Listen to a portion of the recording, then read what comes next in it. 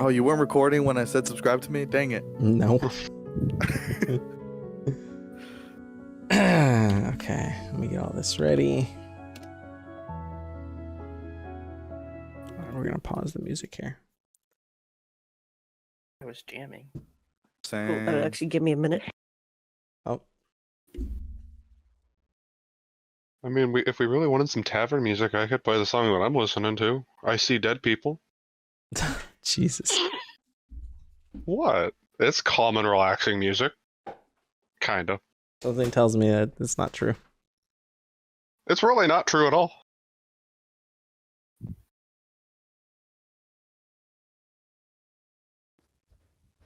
All right, I'm back. Okay.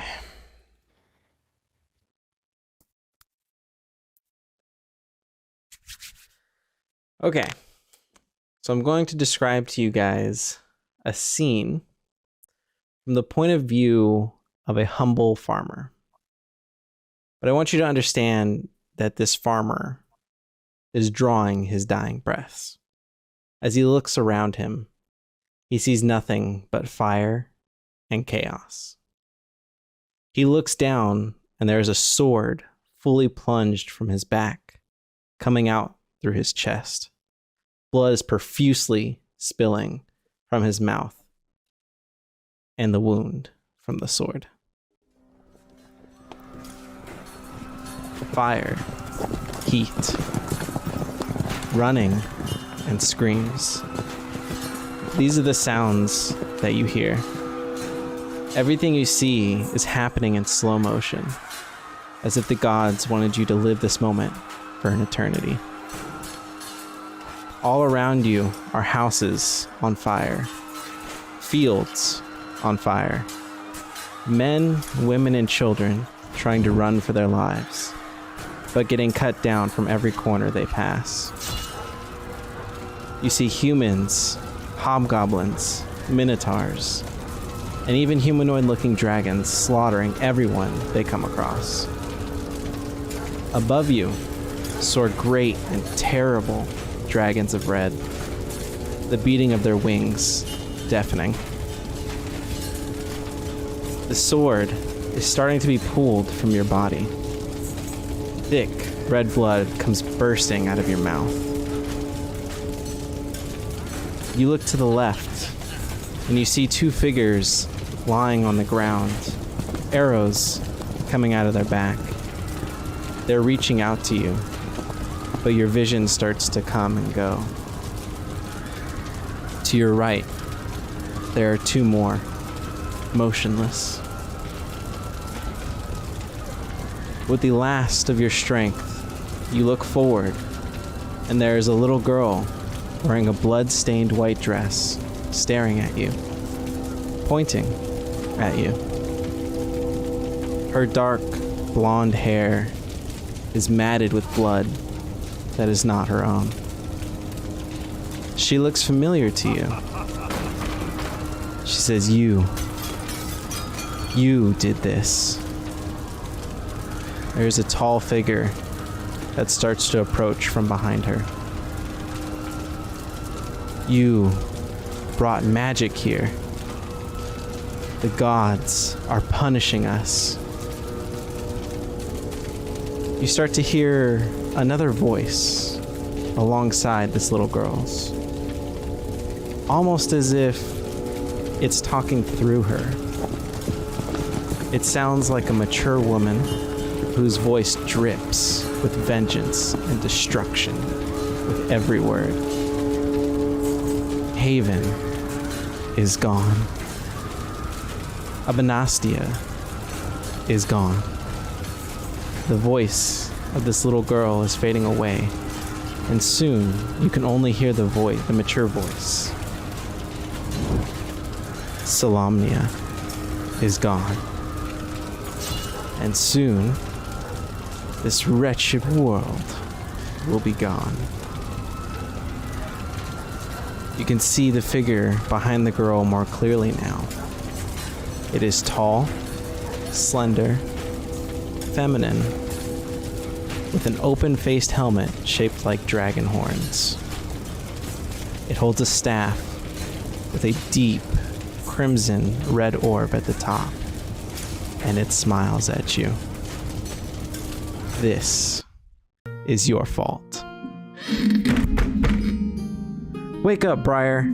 We must get ready for the festival tomorrow. You jolt up with cold sweats covering your face. You look around, your ears ringing as they try to figure out what's going on. Your bed is drenched in sweat. Jared, if you can please describe your character and what is going through your mind.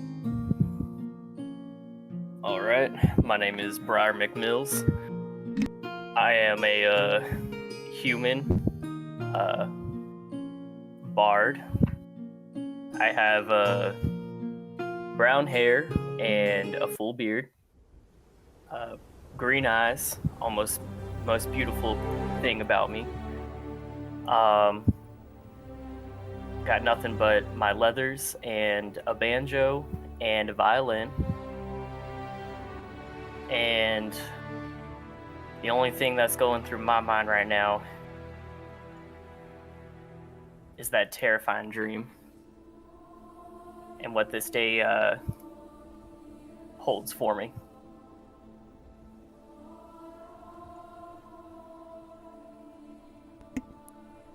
You hear another knock at your door. Come on, Briar. Let's get going. Alrighty, let me grab a few things. I just grab my pack and put it over my shoulder. And check to make sure that my room looks good, and then head out the door. As you head out the door, you find yourself in a fairly quaint inn. It's not too big. It's got about 5-6 rooms in it as you walk down the hall, passing each one of these rooms. It's still pretty early on in the morning. There's a few people lingering in the eating room,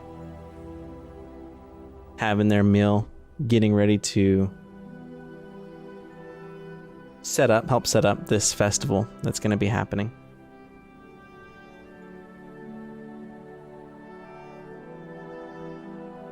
You see this person who was presumably banging on your door because he's standing by the door frame waiting for you as he kind of taps his foot. We don't have all day. We got to get these tents up and going. We got to get the signs up. We got to get the flags up. Come on. Wake your sleepy head up.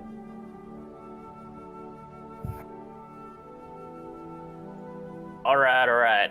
I'm awake.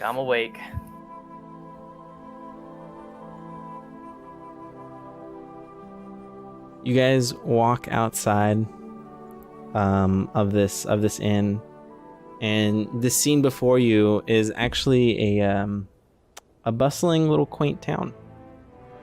There's children running through the middle of this town where there's a big open grassy field, and they're running around playing with a ball, and you have their parents, which are helping set up stalls, things like that. As you guys continue to walk through the town here, you see off to the south there is a wharf where there are the fishermen catching their daily catch, getting ready to set up some sort of almost tournament from what you remember.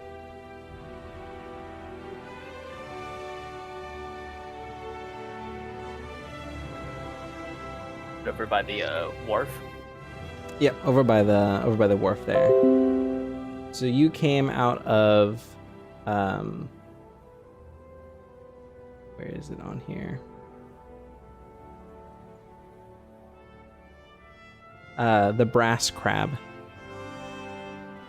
So that was the inn that you were at, and you guys are kind of walking out. towards the... Let me actually just go ahead and put a token here for you.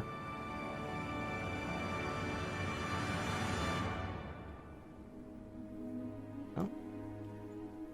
Put that on the objects and tokens. Alright, can you see yourself? Yeah.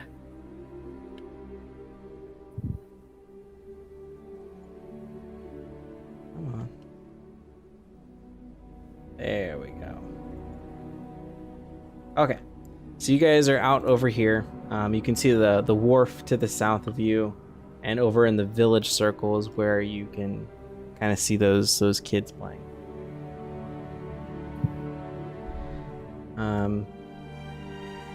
Your companion is taking you up north here.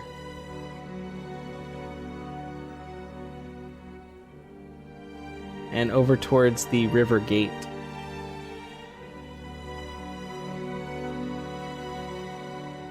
As you get to this gate, there are two gigantic 15 feet tall wooden doors. And something that you kind of notice about these doors is on the ground, the doors have really been set in place, kind of almost as if they've never really been closed. And so there's a whole bunch of people who are getting little flags ready, getting signs ready for the people coming into town for the Kingfisher Festival. And so the companion says to you, "Hey, go get those flags over there and start helping people put up the flags on the front gate here. Once you're done with that, come report back to me in the village circle, and we'll start putting up flags on the east side of town." Alrighty, I can do that.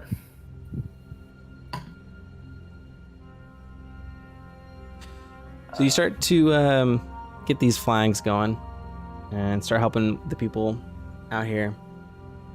When you notice a strange person coming walking down the road from High Hill. The person, they're rather short. They're probably 3-4 foot in nature. You can immediately start to assume that it's a dwarf of some sort, as they have a long, really long beard that comes down there past their stomach, almost. Jess, go ahead and describe your character here, and tell us your name. See, my character's name is Savogian. She is a stout and stout-hearted lass with wild red hair and a lustrous, fiery beard. Carrying a tan drum and a fiddle.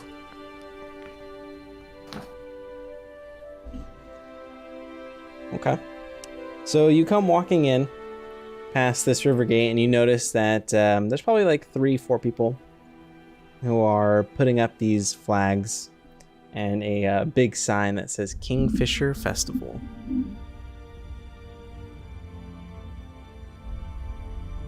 Ooh.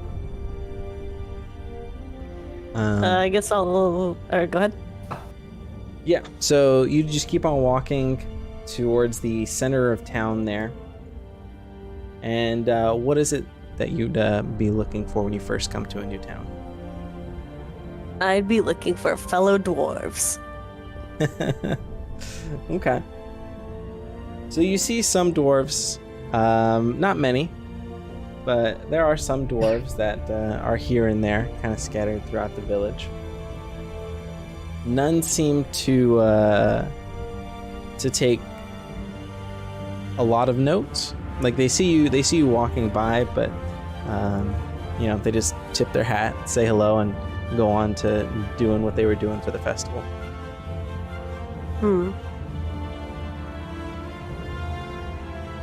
I guess I'd flag someone down for more information. Okay.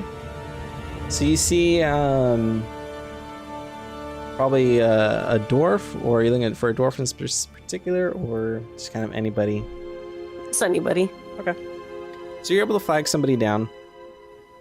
And I say, welcome. Are you new here? How can I help you? Oh yes, I'm looking for the Oaken River merchants. Have you heard tale of them passing by?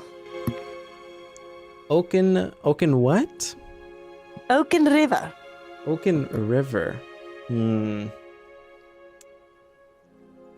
It sounds vaguely familiar, but I don't think there's anybody quite here by that name. Are they friends of yours? They'd be my mom and dad. You see, I've been looking for them. Oh, I see. Well, I hope you're able to get some clues or some leads here in town, but I do apologize. Unfortunately, I have not heard of them before. Well. Could you point me to the nearest tavern then?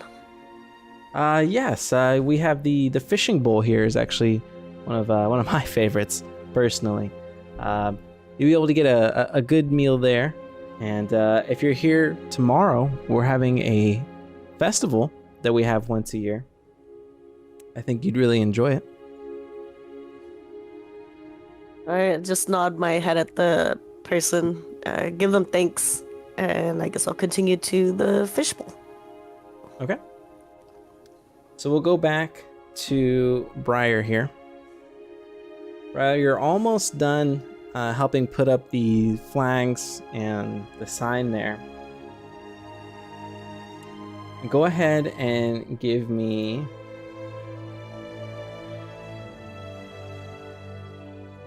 Go ahead and give me an athletics check.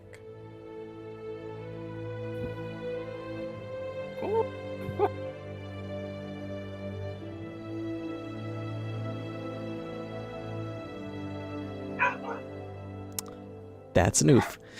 That is an oof. All right, so you're helping put up this sign, right? So you guys have ladders. You're on the left side. There's another guy on the right side. And you guys are trying to nail this big wooden sign that says Kingfisher Festival to the gate doors.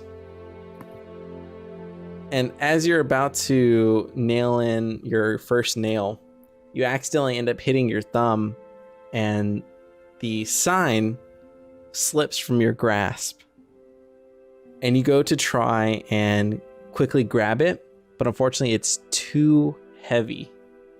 And you completely drop it, and it now has a crack through one side of the sign here. And everybody is just staring at you like, what happened? Oh, dag nabbit, those fiddly fingers.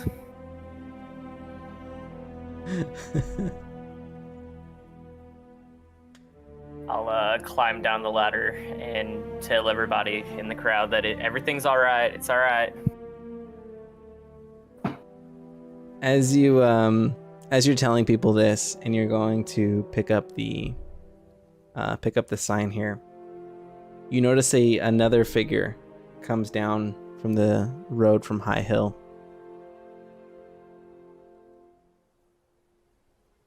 Ryan, go ahead and describe your character, what they look like, and your character's name. Fair is just your typical wood elf.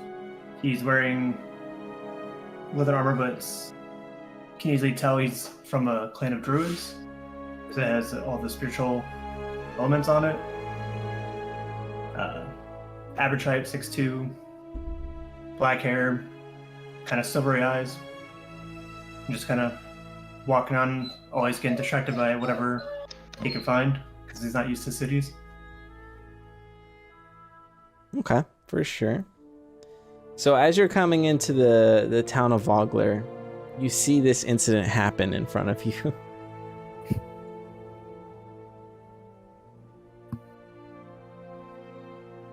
He probably just stared. Yeah, do you do anything, or do you keep on walking? He probably gawks for a while, but then starts to go look around what else is in the city. Fair enough. Try not to draw attention to himself. Let me me do this. So we got fishbowl. And we got fair. All right. So what's one of the things that you would do when coming to a new town? Probably explore, see what's all around. Fair's not used to towns because he's lived with the roaming druid, roaming elves for a while in the forest, so he's Okay. not really sure what's going on around him. Alrighty. Yeah, so you kind of we'll say you kind of stick to the tree line over here. Is more of what you're used to. As you're walking through these trees and bushes, a little boy accidentally bumps into you. Says, "Oh, sorry, mister. I was playing catch with my sister and our ball ended up in this tree, in these trees over here. Have you seen it?" I have not, but I can take a look for you. All right, go and give me a perception check. Or investigation, whichever one.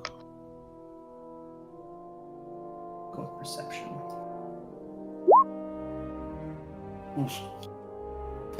Yo, your guys' rolls tonight. Jesus. Get him out now. So you take a I'm look not seeing around, ball. and yeah, you don't see shit.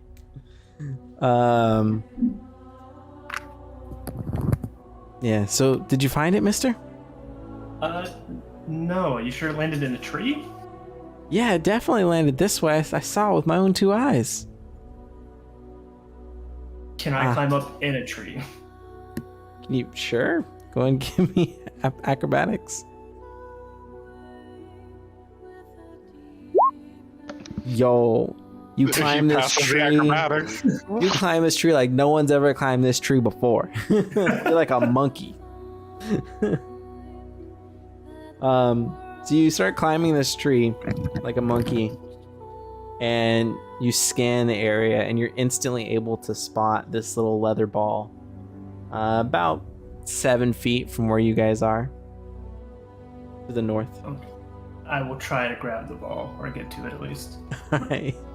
Yeah, no worries. Yeah, okay, so you get down, and you go get the ball, and yeah, you're able to get the ball. I'll take it back to the kid. Okay. Ah, my ball! Thank you so much, mister. I appreciate it. No problem, just try to keep it away from the trees. Ah, that'll be hard. My sister, she can't control her kicks. Quite a leg then. Well, anyways, I'll be seeing you around. You too. He takes off, skittering.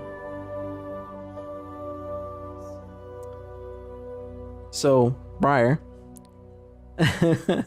you pick up this wooden sign here, and you kind of inspect the damage, and it can still be put up, but there's some chunks missing from one of the fish ornaments that are on the side of this sign here.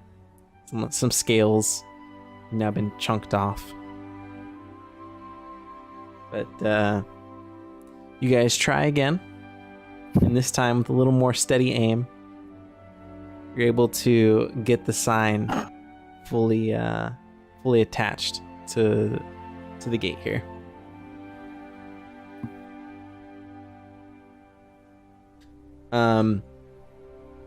After that, you're pretty much done here in the river gate. So next, your companion asked you to go ahead and meet in the village circle. Did you want to head straight there, or did you want to do something else before that?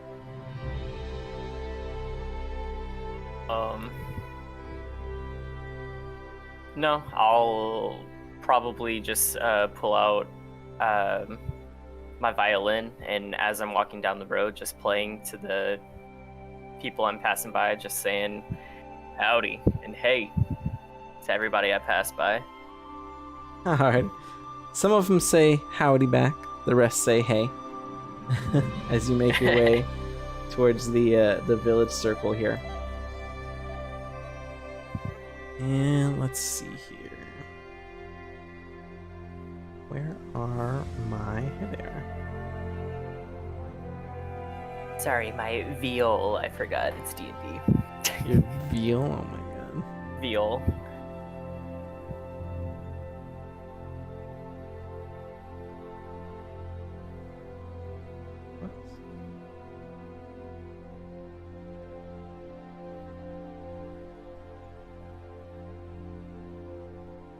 And let's also get...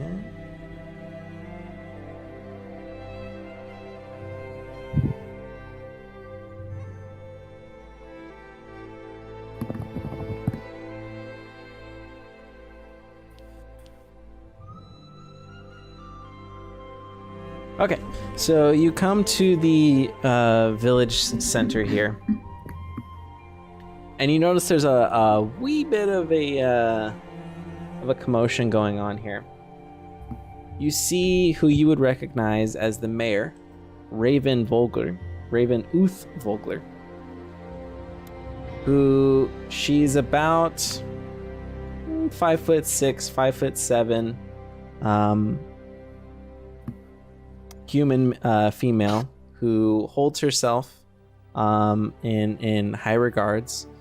You can tell, you know, as she walks around the town and stuff, that you've seen her. She walks with a purpose. She's very well respected in the town here, and you notice that she is talking to somebody almost double her size, both in height and in width. And you see that she's kind of a little leery, a little unsure of this individual here. But Dark, would you please go ahead and describe your character and your name? My character's name is Remsha Kroganark. An 8'2" rogue Goliath. He's got kind of blue. He's bald. He's got bluish gray skin, and his eyes are as red as hot coals. He's about 300 pounds.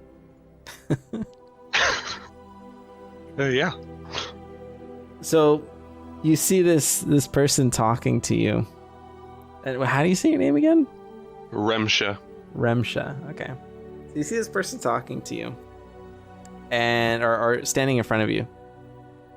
And she looks up at you and says, "We don't get much of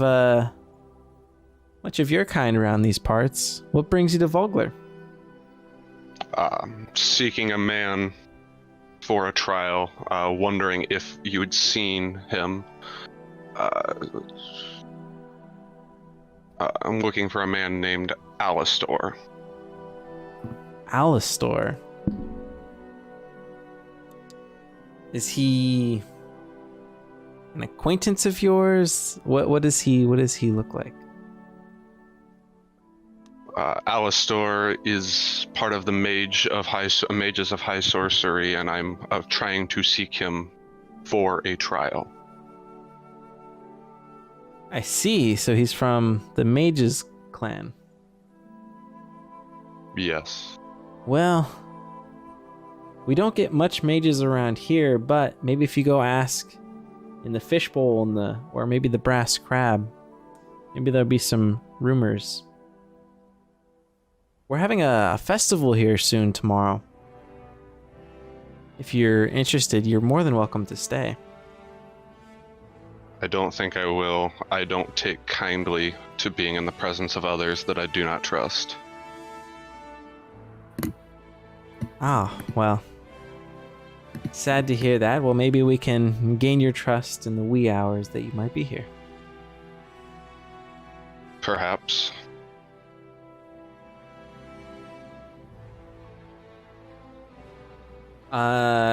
Go ahead and give me a perception check.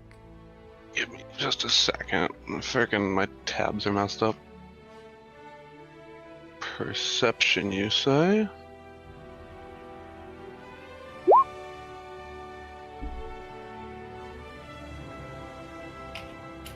Yo, a 20? Let's go.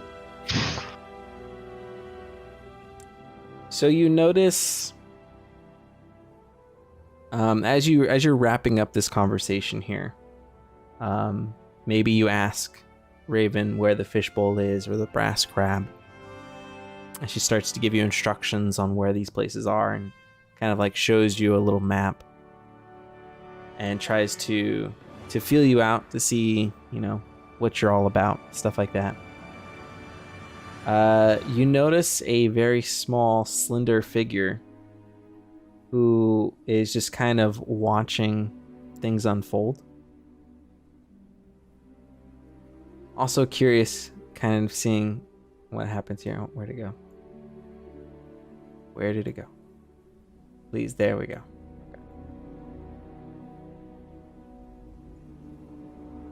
Is that your token for a small, slender man, Mike? No, did I say man? Yes. Oh, my bad. Small, slender female. That's what I meant to say. Rick, go ahead and describe to us your character and your character's name.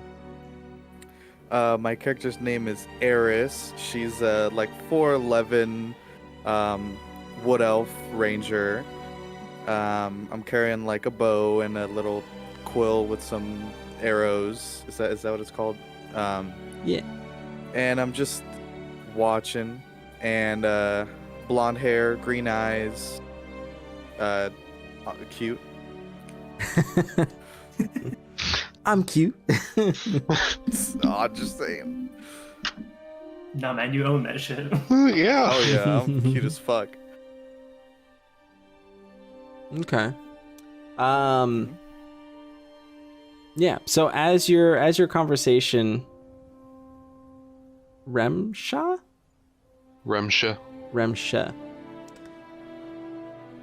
As your conversation starts to wind down, Remsha, you notice the crowd that was kind of starting to form around you disperse. As people aren't really accustomed to seeing somebody so big and beefy. Hey man, not everybody can be as jacked as me. Raven, Mayor Raven gives you the location to both the fishbowl and the brass crab. Where would you head off first? I would probably head towards the brass crab. Okay.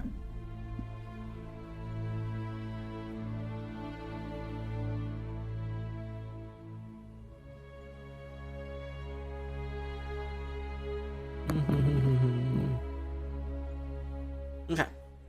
So you head towards the brass crab, and as you're walking up to it, you kind of notice that if you look at it from a glance, tilt your head and squint a little bit, funnily enough, it looks like a brass crab. It really does. You have, you have the head here, and then you have the legs. It's a modest single-story inn. Like I was explaining earlier, it's got about 4 or 5 rooms. Very quaint, kind of like the rest of the town here. You head inside, and there's a young woman who is manning the bar. Kind of see her rubbing down the bar and cleaning glasses and taking inventory and things like that. She immediately notices you walk in. But wonder how. But she puts on a nice big smile for you and greets you and says, "Oh, welcome in. I haven't seen you around here before. What can I do for you?" Looking for a mage by the name of Alistor. Was wondering if you might know his location. Ah, mage named Alistor. What does he look like? But you didn't tell me I had to come up with a look for Alistor, Mike. Hey man, you gotta think on your feet. Think on my feet. A small, nimble man. Always wears a hood. See? You got it. Sounds like a gnome to me. Sounds like a gnome. Small nimble man wears a hood. That's that one dude from the Cataclysm expansion. Well, okay, a small and compared to my character is like average height. He calls everybody small. Yeah. It sort of rings a bell. I think maybe I saw him over at the Fisher's Bowl, the Fish Bowl. Maybe a fortnight ago, was it? He was showing off some tricks he had, able to make the lights go on and off and such. Such a jubilant guy, that one. Sounds like the man I am looking for. Thank you. Could you point me in the direction of the fishbowl? Ah, yes, it's just east of the village circle. The village circle is just northeast of here. Will you be staying for the festival? Mayhaps. Ah, if it'd be really kind of you, maybe if you were to, if you would feel interested in maybe helping out. You're such a large guy. I'm sure you'd be able to lift things very easily. I'd give you a free room. Perhaps. I'm not much of a trusting person due to my past, but I'm willing to lend a hand if needed. Ah, very direct. How lovely. Well, should you find anybody in need, please help out, and you have yourself a room here for the night. Thank you. And I'm gonna start heading off towards the fishbowl. Sounds good. All right. So Fair, you continue to walk around the outskirts of town here. I do have a quick question though. Yeah. Did that sign that broke, did a lot of people like disperse from it after they all left? At this point, I would say so. Yeah, at this point, they've done their business and it's there, and now they moved on. Can I walk up to it and try mending it Sure. without drawing? Just like trying not to draw attention to myself though, but Yeah, there's there's some people coming and going, but only like one every so often, and yeah, they're pretty preoccupied with whatever they're doing. Yeah, I will try mending the sign because that way it doesn't look so shattered. Okay.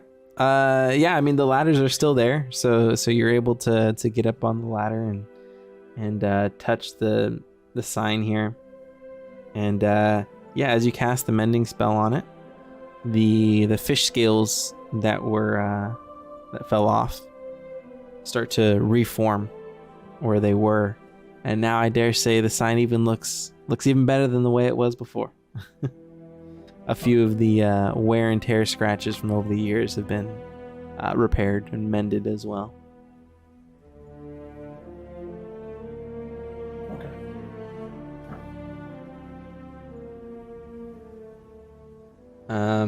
So I assume you just keep walking around the perimeter here?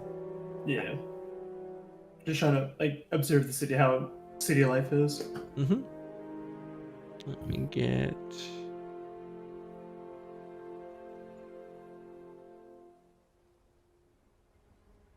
Where are we at here? Ah, here we are.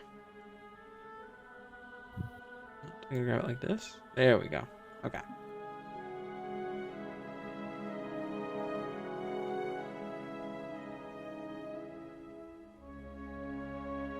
Okay. So as you come around this road here, just kind of studying the village, how people operate, how you best think to go about the village. You're almost kind of caught off guard a little bit by a what looks to be a knight standing in front of this road, looking at the giant keep here to the north, almost admiring it in a way.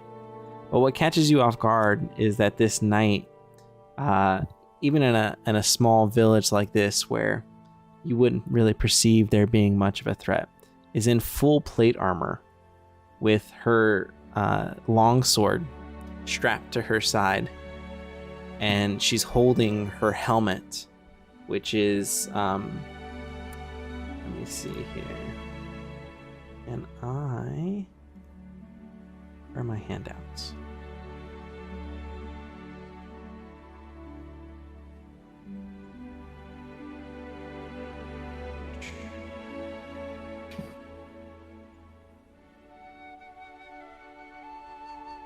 They don't give me a handout of the person? Lame. Anyways. So it's an older looking woman who has pure white hair, it's braided. It's coming down from over her shoulder. And yeah, she's in full light blue plate armor, and she's holding her helmet at her side, and her helmet has some horns coming off of it as well. She, as almost after you notice her, she then turns to you and does a polite bow and says hello. Hi. Are you here for the festival? Observing for now, it's a pit stop on my way around the lands. I see. I thought you looked like the adventurer type. By the way you're so cautious. Not used to city life. More of a nomad of sorts. I see. Well, I'm glad to have you. Glad you came to visit our village, even though it might be for a little time. We have, as I'm sure you've gathered, we are having a festival here tomorrow called the Kingfisher Festival. It's actually quite the occurrence around here. We throw it about every year or so, and unfortunately this year we're also having a funeral the day before. A good friend of mine recently passed away. So if you see people getting ready for that, that's what that's about. But please don't feel sad. He was a great adventurer in life and a bit of a bard, and I think he would want to be remembered for what he did in life and not for the fact that he passed away. But I apologize, old woman rambling on these days. I don't get to talk to much strangers. No worries. Sorry for your loss, but it seems like he was well liked in this town. Ah, yes, he, well, actually, something we do during the festival is we have a reenactment of an ancient battle that used to happen here, and poor Ispin, he used to love being in the reenactment. The whole townsfolk loved him. He was quite the LARPer, I think, as the kids call it these days. LARP? I don't know. I'm quite old. I don't understand these terms the kids come up with. Okay.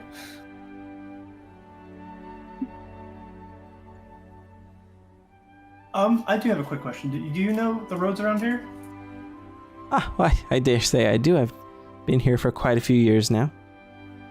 How far, how many days travel do you think it would be to get to Solamnia? Oh, Solamnia. Well, I mean, that's quite far.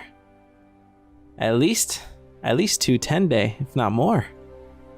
And that's if you're traveling by cart. I was afraid of that. What do you seek in Solamnia? I'm looking to catch up with somebody that I haven't seen for a while. I see. Well, Last I knew they were in Slomnia, so figured I'd make a trip to see him. Well, I hope you find who you're looking for. I must be going. I have to go to the fishbowl to help some people with the festival and with the funeral. Does the fishbowl have housing? It does not have housing, but it is quite the tavern. It has some very lovely food and quite the lovely atmosphere. Well, do you Would mind showing me you- the way? Oh, yes. I would love so. Sounds great. Okay. And you two will make your way. Can I just say that imagine Granny just linking her arm around this antisocial elf boy, like, of course I'm gonna show you where the best spot is. Come on.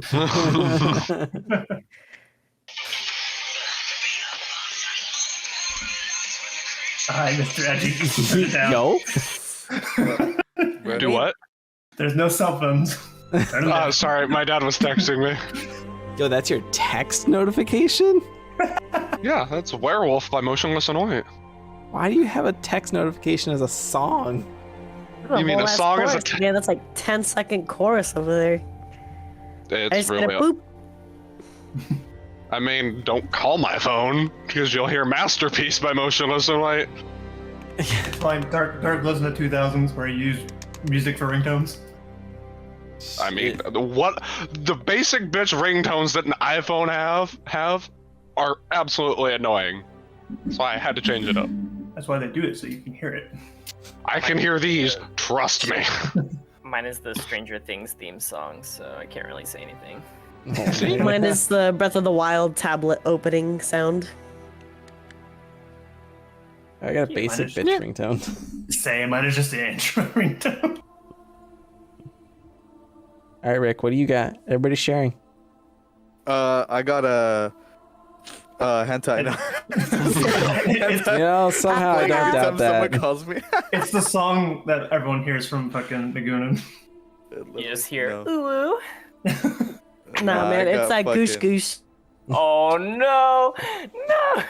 I used to listen to Drake, so I have fucking Drake as my ringtone, and I just haven't Nothing wrong changed with it. I'm too lazy. Oh man. If you still got Drake as your ringtone, I think you're still listening to Drake, bud. I haven't listened to him in a long time, and the only time is when my phone rings. Oh man. All right, so you and this old lady are walking down the this path here towards the center of village, and as you're about halfway, she stops and turns to you, and it's like, "Oh, I apologize. I was so reminiscing about Ispin that I forgot to introduce myself. I'm Becklin Uth Virharen." Nice to meet you. I am Fair. Nice to meet you. I am a town guard of sorts. I help people wanting to become knights of Solamnia with their training. I'm actually part of the Order of Solamnia. I thought it was kind of odd for a small town just to have such a well-fitted guard. Yes, well, my higher ups decided that I needed to be stationed here, and it's also worked as a retirement of sorts, so I can't complain. That was good. Press X to doubt. Retirement? Come on now. So she'll turn around and keep walking towards the village circle or village center here. Oh, wait, no, fuck, wrong one. There we No, the mayor died. Rest in peace.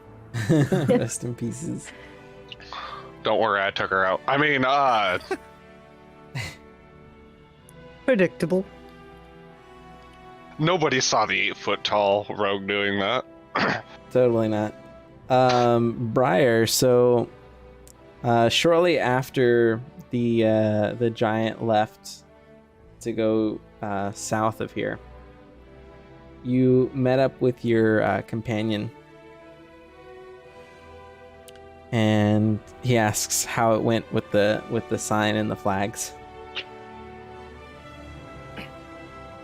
The flags went up perfectly fine, but that sign almost got the best of me and some of the villagers too. What do you mean? What happened? Let's just say I'm a little bit rusty when it comes to the whole ranch work, you know? I may have dropped the sign and almost dropped it on somebody. You dropped the sign? Alright, now I gotta go see what I can do to repair it. Just go wait for me at the fishbowl and try not to cause any more trouble. Me? Trouble? What do you mean? You know exactly what I mean, Briar. As he just gives you this smirk and walk.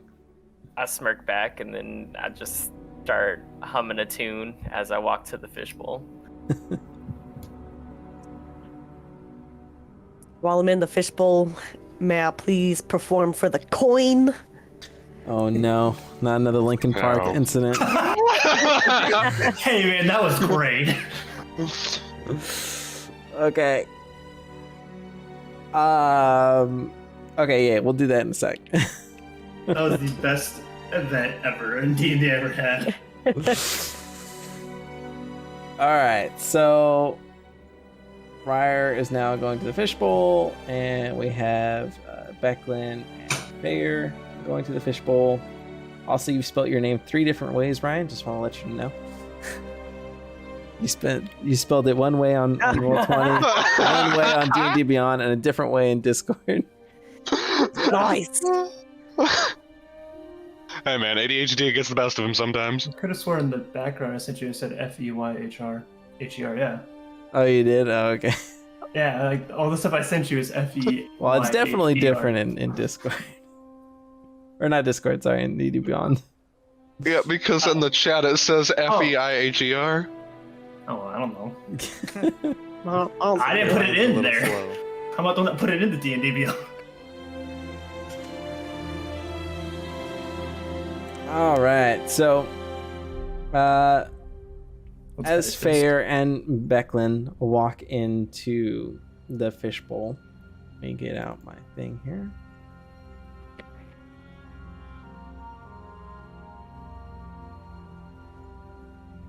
There, it's fixed. Wait, what'd you fix? The name on the character sheet and Oh, okay. or Roll20.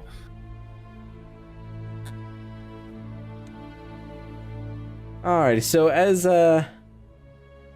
Fair and Becklin, as you guys walk into the fishbowl, it's actually starting to get quite crowded in here. There's some fishermen are starting to return from their morning catch, dropping off their goods, sitting down, getting a pint of ale. You notice that there's actually quite an assortment of people in here. You have dwarves, you have humans, you have this gigantic monster guy, and That's a big bitch. This bitch will put you in the ground. that is a big bitch. As you guys are all inside this tavern here, what are some of the things that you guys would be doing? We'll probably grab a drink and go sit by the fire, and then mess with the fire. Okay. I will probably be walking around with a drink and seeing if I can find Alistair. Okay. I will also be getting a drink, but as soon as I start hearing somebody play, I am automatically drawn to music.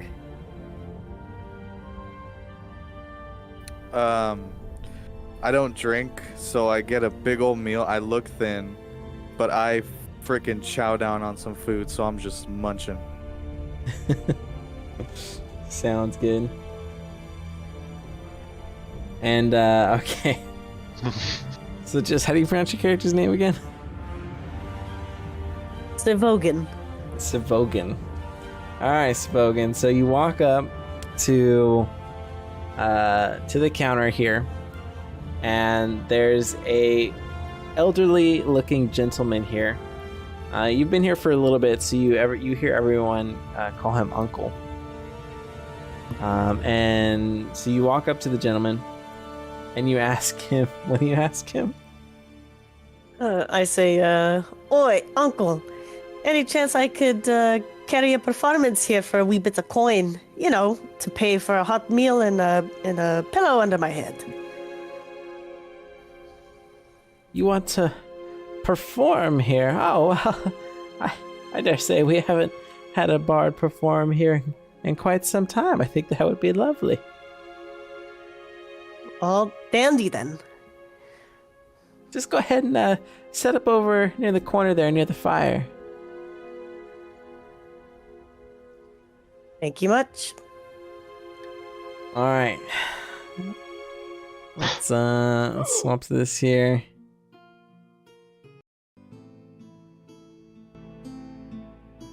All right, go ahead and give me a performance check.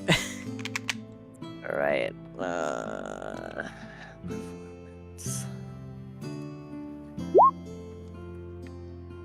Yo, let's go. Shit, that should be enough for a full-on Linkin Park set. Yeah, do I get to choose my own song again? Yeah. Oh no. Oh no! Relax. It's canon music this time, right? Calm down. All right, I gave you host.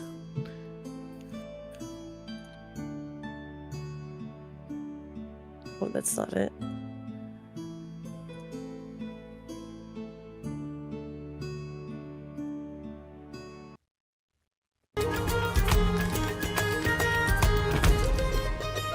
Let me turn this down. There we go. All right, so as all of you guys are doing your own thing, you start to hear this dwarven bard start playing her tune, and everybody in the crowd is like, or everybody in the tavern is just kind of like head bobbing and tapping their foot. And you see a couple kids from the village circle start running over and start dancing and playing in front of God, you guys pick such hard names. How do you say your name again? Sivogan. Sivogan. I should call you Siv. Start dancing and playing in front of Sivogan. And this scene goes on for a song or two. Can I have my mage hand playing my tan drum for me? Sure. Yeah. Sure, yeah. So during the second song, you guys see Sivogan cast a spell, and this mystical, what color is it? It's a bright, light, like almost ice-colored blue. Okay, you see a mystical hand of this color start to play an instrument along with Sivogan, and as you do, you hear a whole bunch of oohs and ahs from the tavern people, and even a few more people start to get up and dance with the children.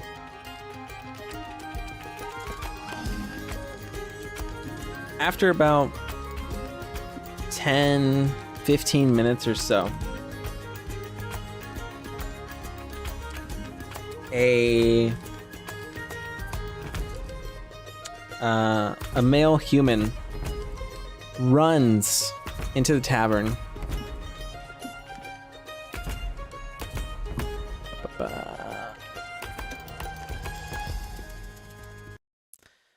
This male human runs into the tavern, and he has this big opening, this big gash on the side of his arm. He's clutching it as blood is dripping down from his arm. And he yells, "Wolves! Wolves at the front gate! Please, somebody go help! Somebody go help the guards! They can't hold him down! Please!" As you see several tavern patrons run to the old man, including Becklin, as they try to figure out what exactly is going on, where these wolves came from, and tending to his wound. Shortly after, Becklin stands up and looks to the tavern people and says, "Who's willing to help me save the town?" Rumsha starts to just progressively walk forward, doesn't really say anything, but just kind of makes his presence known and kind of nods. I'll walk up there as well, but I want to walk over to the man with the cut arm and try and help him out. I drink my mage hand to take the nearest flagon of ale, and I down it before I say, "Aye, I'm in." I like mouth half full of food, just takes a piece of bread, and then I'm like, I'm coming. I love food. This is gonna be One more anime bite trope, the before I character. leave. Walking out the door, bow in hand, freaking loaf of bread in the other. All right, let's go. Yeah, literally. I stand up and I freak out because I know my companion was at the front gate trying to fix the sign. Okay. So she looks at the five of you, and she nods, and she says, "Let's go save the town!" And she runs off in a full sprint, puts her helmet on her head, and runs off full sprint towards the river gate. And I'm assuming you guys all follow? Yep. Yeah. Yeah. Before I leave the tavern, I want to cure the guy that got hurt. Okay, you wanna cast Cure Wounds? Yeah. Okay. Go ahead and roll it out. 5. Alright, poggers.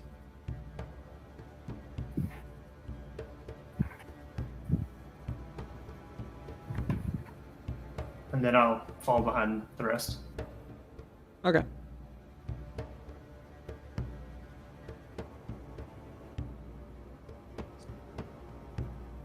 Alright. Okay, so let's take a quick 5-10 minute break while I get this next part ready. And then we'll meet back up here at, let's do, what is it, 9:50 right now? Yeah. So 10 o'clock? Okay. Works for me. Okie dokie. At what time? In 8 minutes, essentially. Let's go. We're gonna fight some bitches. Okay, can everybody move their characters? So ready to smack some dogs. Yes, I can. Yep. Cool. Alright, can anybody see the health of Becklin? No, but I cannot move my character. I can't even click on her, so. Okay. Doggies! Oh, they're very nice. I They might want a want little hug. Okay. to pet the Okay, doggy how about with my that, dude? sword. Oh Little yeah. dogs at the I'm end. just gonna look up my passive perception.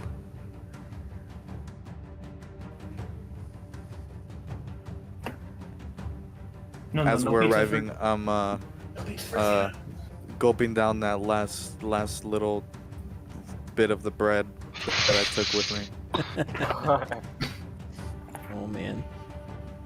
Also, I just wanted to say, as soon as I heard the music, I would have gone over there and given her 2 silver. And No. told her how amazing her music Yo, did I make any money? Well, you Just out of your ran asking the there, real questions. I'm pretty sure Whoa. Uncle probably has Yo, a kit set did the aside for you. DM just pay me an exposure? I mean, maybe. That's rude. Maybe. Okay. All right. So, as you guys come running towards the entrance of the village, there, you see there are several people who are kind of trying to hide behind the wooden gates there, as they're looking on, seeing what's happening right out front. And they see you coming, walking up, and they say, "Quick, hurry! One of the wolves has Leon." And it's like almost as if Becklin has like a 7th gear. She like shifts into 7th gear and starts taking off even further, straight towards Leon. Leon is my companion, right? Yeah, I was about to say, Briar, you immediately noticed that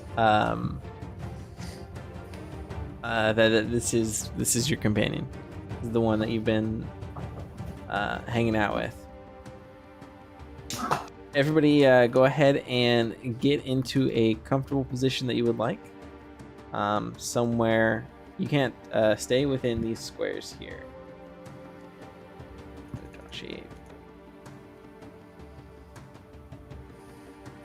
Somewhere within that green box.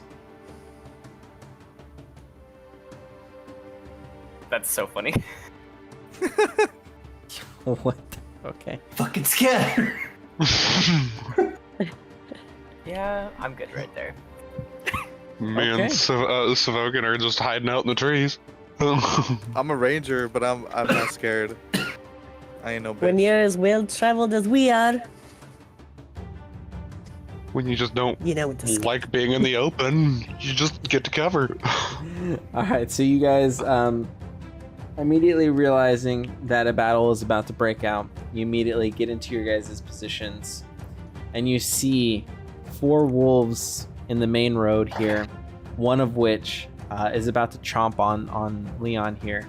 You can see he's already clutching himself. He's clutching his stomach, and you know, based on the trail of blood behind him, you can see that he has been wounded. You guys do also notice on the cliff top here, there is a wolf overlooking everything.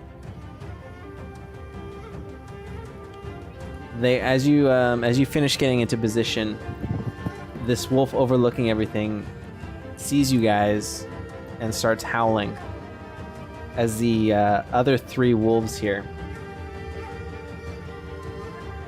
get into position as well.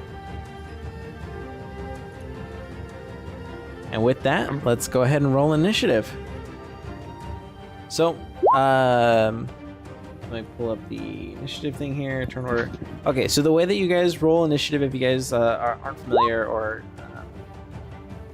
anything, you go ahead and click on your character's token inside of Roll20. So you have your character token highlighted. Then in D&D Beyond... Huh? Sorry, I got a nat 20. Oh, then in D&D Beyond, you click the initiative thing on your character sheet, which will roll it and automatically add you to the turn order. I'm fucking blind. Oh, there it is. Yo. Yo! Everybody out here rolling higher than a 10, and Rick out here 5. Holy Like, I'm not really ready for battle. I want to eat that last little bite of food I got in my hand. He's getting a spot of indigestion from eating carbs too quickly. Yeah. The human food doesn't sit well with him. Her.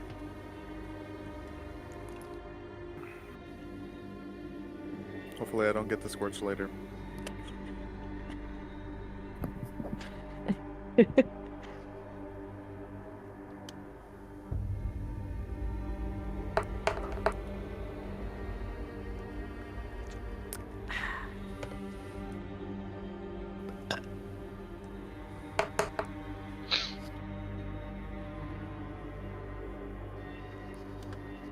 Okay, then that one got ahead.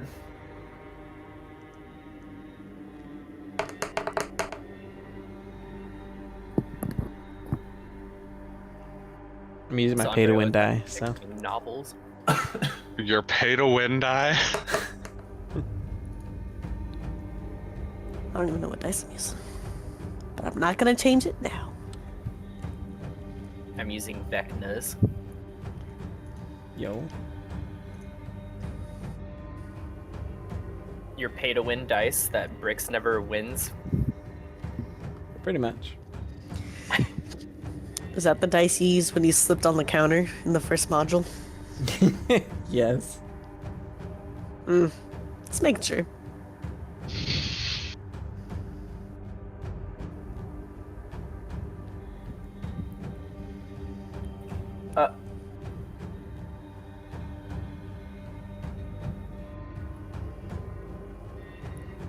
Dang, even his wolves rolled better than you.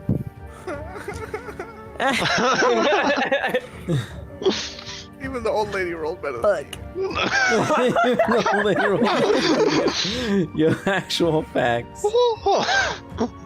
Okay. Call me. Oh, did I mulligan. really roll a 2? I rolled a 2. Holy shit. She's a trained knight. But she's slow. She is wearing full plate. Yeah, that'll do it.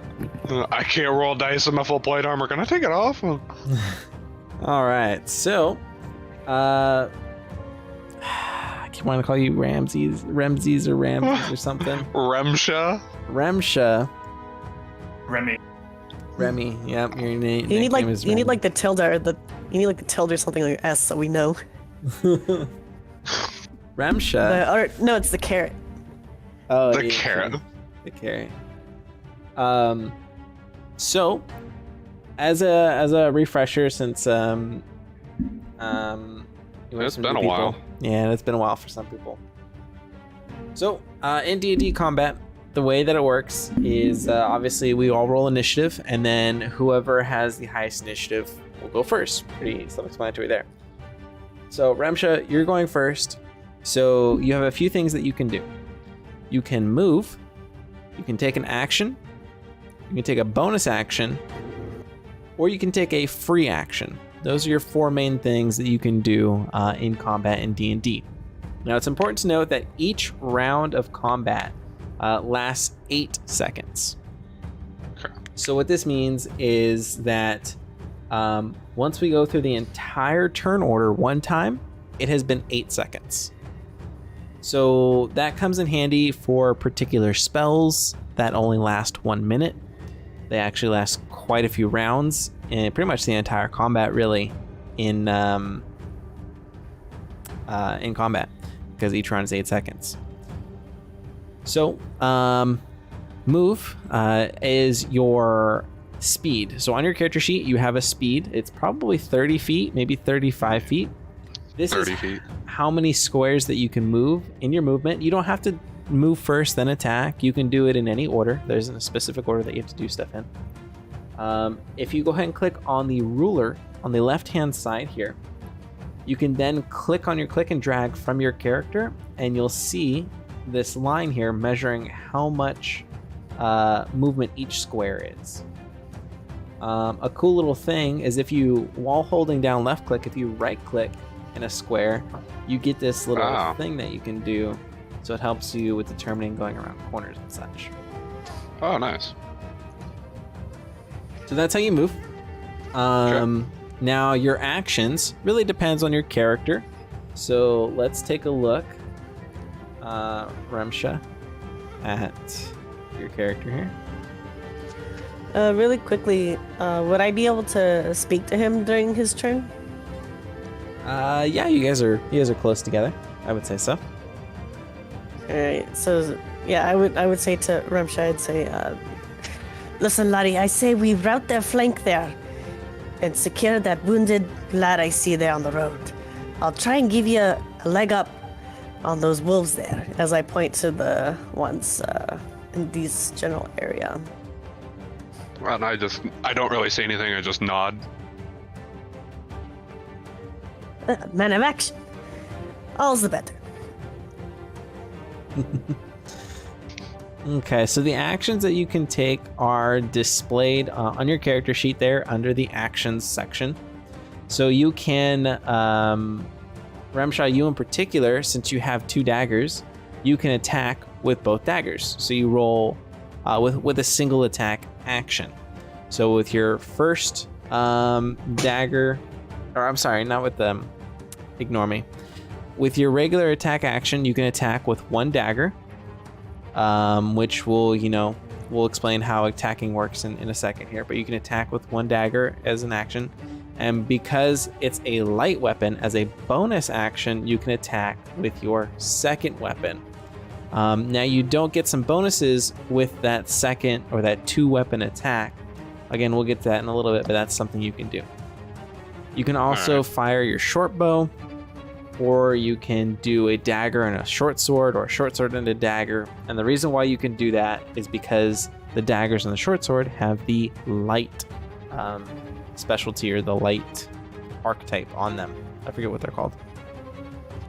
And light is what allows you to attack with both 2 weapons in 1 turn. Okay. Yeah, so there's a few other things you can do. You see it there right below your unarmed strike. Different actions that you can take in combat. You can attack. You can cast a spell. You can dash, which means you get to, as an action, you get to move up to your entire movement speed again. So it helps for, getting places really fast. You can disengage, which if you're standing right next to an enemy, if you were to move outside of that enemy's attack range, which means you're moving further than 5 feet away from the enemy, you provoke an attack of opportunity on that enemy. Basically, the enemy gets a chance to attack you on your turn. Now, an enemy, and yourself included, can also provoke an attack. You can only provoke an attack once when it is not your turn. So let's say that we have Becklin here, and Becklin is fighting this wolf, right? She then moves over to this wolf. Well, this first wolf here provokes an attack of opportunity attacking her. And let's say Briar comes over here and starts attacking the wolf and then goes to save Leon. Well, this wolf cannot take an attack of opportunity, because it already took one against Becklin. Right? So all the way until its turn, its attack of opportunity is on cooldown, essentially. Okay.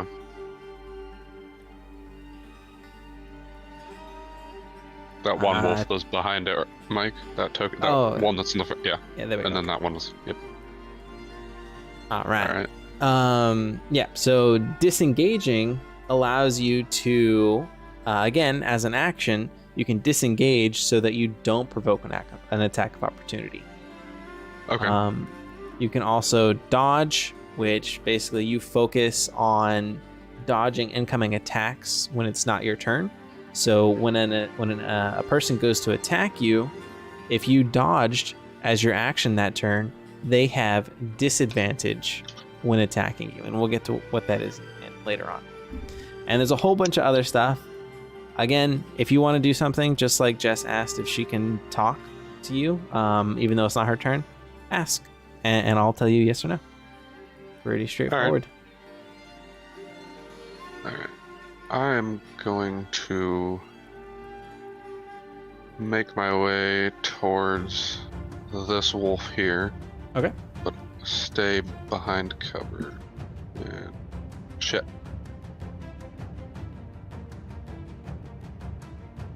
And then I want to attack with both of my daggers. Okay, so you're going to go ahead and use your action to attack with 1 dagger. So go ahead and click on the hit/DC +5. And that is how you roll an attack roll. So you rolled an 18 to hit with your +5 there. So you roll an 18. Now I compare that to the armor class, or the AC of the wolf, which in this case, for the first battle, I'll just tell you guys what it is. It's 13.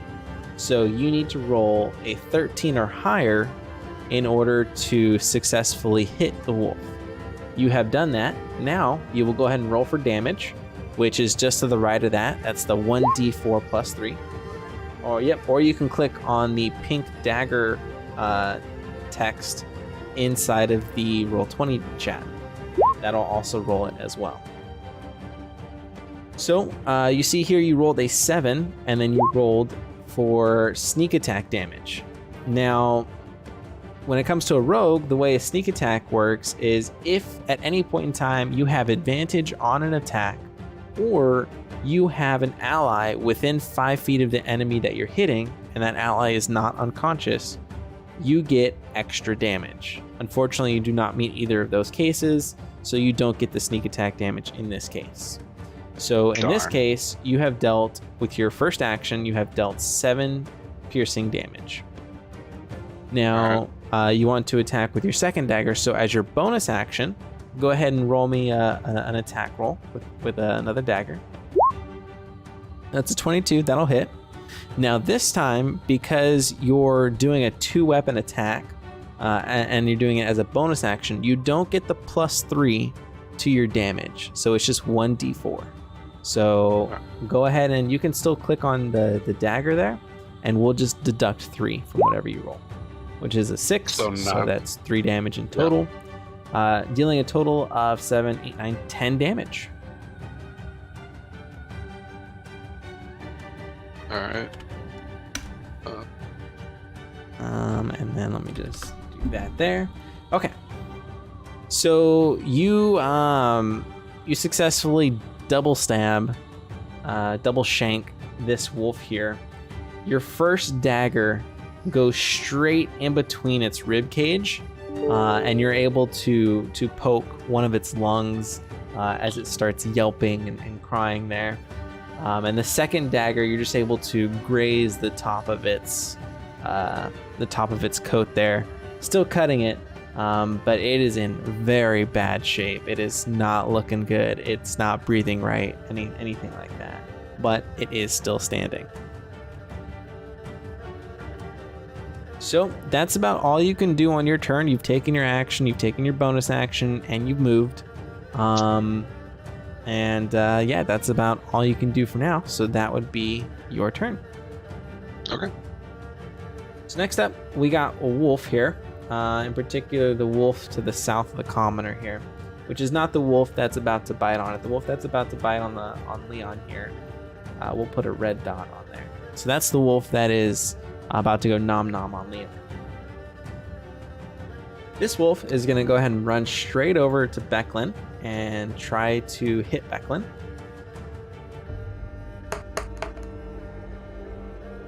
It will, successfully doing an amount of damage to her. Okay, so you see this wolf running straight towards Becklin, immediately leaping at her, and is able to latch on to her forearm and yank it, and you can hear Becklin kind of like grunt like ah as it tries to yank Becklin's arm off. But she's able to slap the wolf aside as she gets ready to retaliate. So next up in the turn order, we have Briar. It's your turn. Also, I don't want to overstep or anything like that because I know we're in explanation mode. But technically, because we both rolled, doesn't that mean that we go simultaneously? Technically, it would be whoever has the higher dexterity modifier. Gotcha. So what is your dexterity modifier? It's a +1. Yeah, so the wolves is a +2. So technically, even though you guys both rolled 21, since the wolf has a higher dexterity modifier, it would still go first. Okay, cool. I just wanted to know because I know certain DMs do different things. Okay. Yeah, cool, for sure. So I will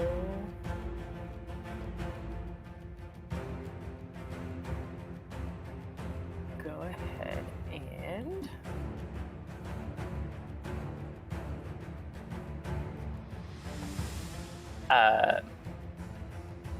cast Vicious Mockery at this wolf right here, right in front of Right in front of Becky. Lady Knight.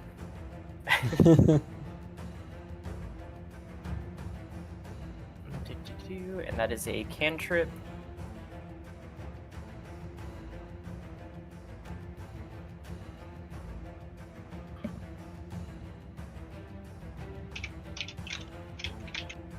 Okay, so a wisdom saving throw. Okay, so quick explanation. So for those of you who don't know, so Briar cast a spell here called Vicious Mockery.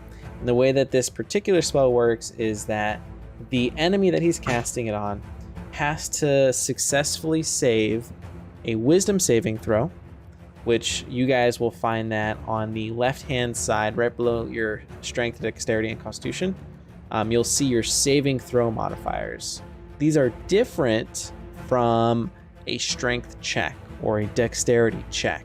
These saving throw modifiers are particularly used in battle against spells, like as we see here. And I just want to note that difference because a lot of the times your saving throws will have a different plus modifier to them versus your regular dexterity checks or constitution checks. So it's very important to note that if you're asked to do a saving throw, that you do the saving throw, and if you're asked to do a check, that you then do the check, which is just to the right of that. The acrobatics, the animal handling, the arcana, all of those are skill checks versus saving throws. Just an important distinction there. So the wolf has to do a saving wisdom throw of 12 or higher in order to successfully save. So let's do that. It rolled a 20, dirty 20. So it does successfully save. So what happens when it saves?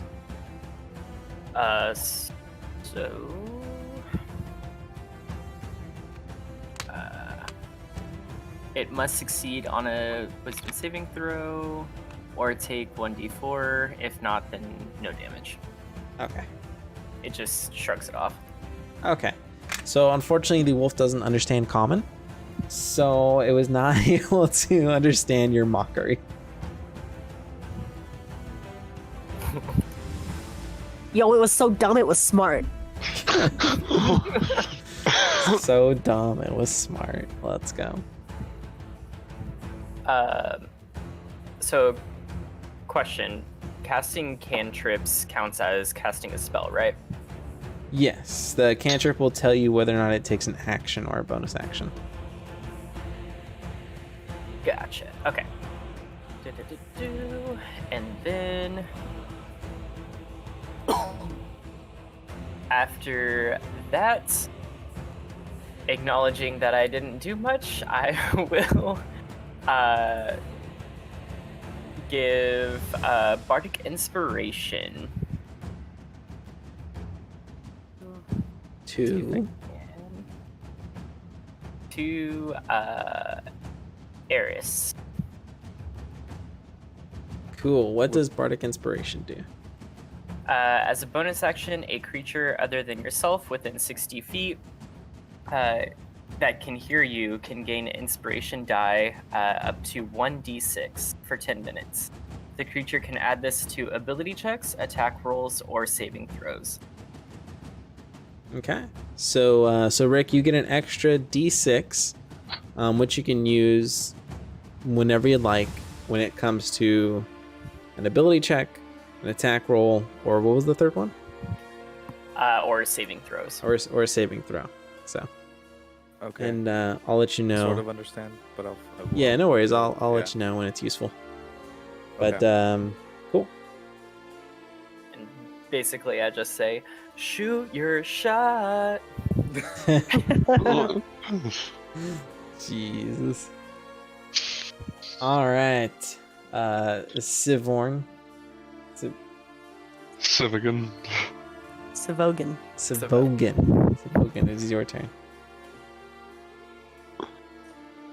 All right. So Savogan, she'll bite the like her, not the nail part of her thumb, but the flesh part, the underside, right? She'll bite it hard enough to draw blood, and then on the other hand, she'll deftly scribe a dwarven rune, and she shoots her hands out as it flashes briefly purple to cast Bane on these 3 wolves. Yo. Okay, how's that work? I put it in Roll20, I believe. So, Charisma save DC 12. Whenever a target fails a saving throw, makes an attack roll or a saving throw before the spell ends. Wait, say one more time? Up to 3 creatures must make a Charisma saving throw whenever a target that fails the saving throw makes an attack roll or saving throw before the spell ends. That's a concentration up to 1 minute. Oh, they have disadvantage? Yeah, so if they fail, the target must roll a d4 and subtract the number rolled from the attack roll or saving throw. Okay, a d4. Yeah. Okay. Cool. Okay, well, let's do the wolf next to Remshaw. And it's a charisma. Yeah, he failed. Next, we'll do the one next to Becklin. That's a fail. And the one next to Leon. That's also a fail. Okay. Let's go. Let's go. So Straight all up of said, them yo fail. mama. Yo mama. All right. Emotional damage. Okay, cool. So they'll have a minus a d4 to their attack rolls. Alright, I'm gonna go ahead and click that. And then I'm going to use my bonus action to whip out my 10-10 and just go dun, dun, dun, dun, dun, dun, dun, dun, and give the big fucking Goliath bardic inspiration. Yo. Let's go. Everybody's so inspired by the giant. They wish to be that big.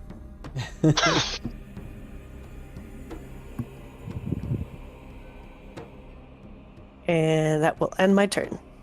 Okay, cool. So this wolf here will run straight at you, Eris, and try to attack you.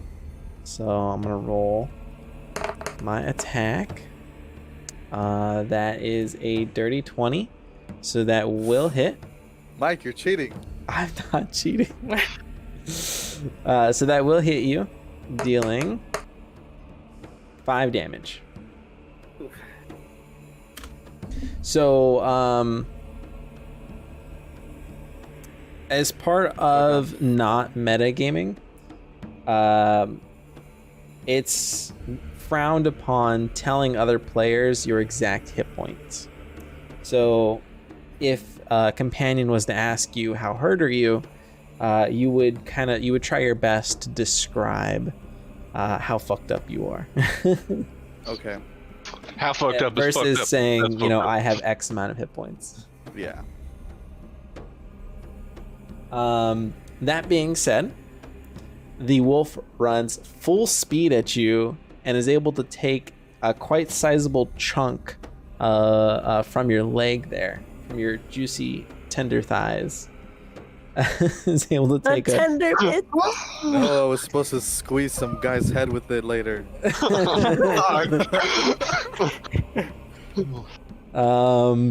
And as it bites you, it tries to throw you down onto the ground.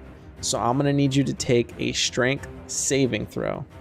Oh no. And the DC, which stands for difficulty check, is 11. So you need to roll 11 or higher on a strength saving throw. Okay. Yo, natural God, 20! fuck. Fucking go! Sheesh. Fucking quads made of steel.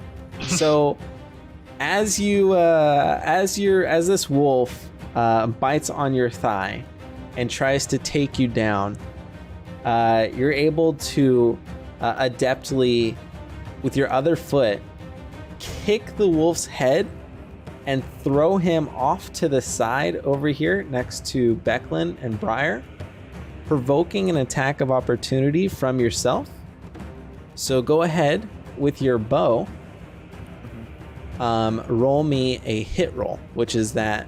The hit that DC. Yeah, that one. Okay.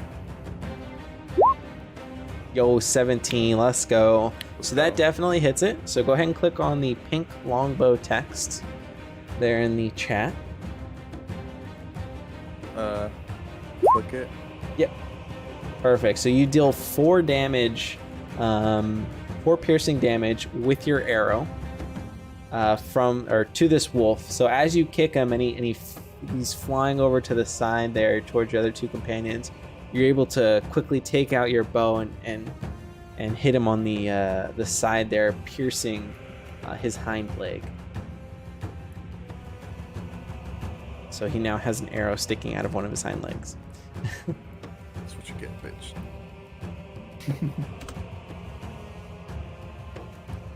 Okay. Next up is Fayer. It is your turn. Okay. I am gonna move like this. Oh, I saw the ruler. Okay. Down 1, and then over like this. Can I walk here? Yeah. Okay. Does this tree keep me from seeing this wolf? Or am No. I under the tree technically? No, you're under the tree. Okay. How do you and ping, by the way? I don't know how to do that. You click and hold. Yeah, click. So you just click and hold. Oh, okay. Thank you. Go ahead. And I'm gonna try and throw a firebolt at this wolf here. Yo, let's go. Motherfucker's got a firebolt. Oh, trust you. I like fire. 15, that hits. At least it's not thunder. There's other fire attacks that do the same thing. Fireball. Dealing 5 damage. I will stab you. Let's roll high enough. So you see this this alpha wolf, some may say dire wolf, who is overlooking the battle here. As you go up underneath this tree and cast a firebolt at it, you're able to successfully hit it, but you notice that it doesn't even singe the fur off of this wolf. You saw the impact, but it looks like it left almost no damage as it turns and stares at you. Lovely. Will that be your turn? I'm gonna turn and look at Eris and ask if she's feeling okay. Yeah, I'm still good. I just a little freaked out. That hurt like really bad, but I'll be fine for a little. And then that will actually be it, because I don't have any bonus actions right now. Okay. So it is now the alpha wolf's turn. Yeah! Yeah. Let's go! It doesn't run. It menacingly walks towards you Oh, hey. Hi, as Poochie. as it growls. And you can see the fiery fighting spirit in its eyes as it starts to walk towards its prey. Alright, bring it on. It is going to bite you. A figure. And I rolled a 17. Does that hit? Yes. Okay.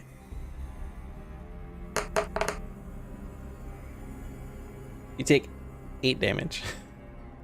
Okay. And I need a strength saving throw, DC 13.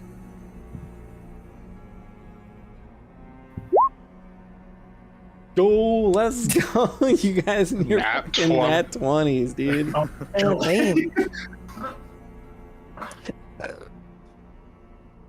Okay.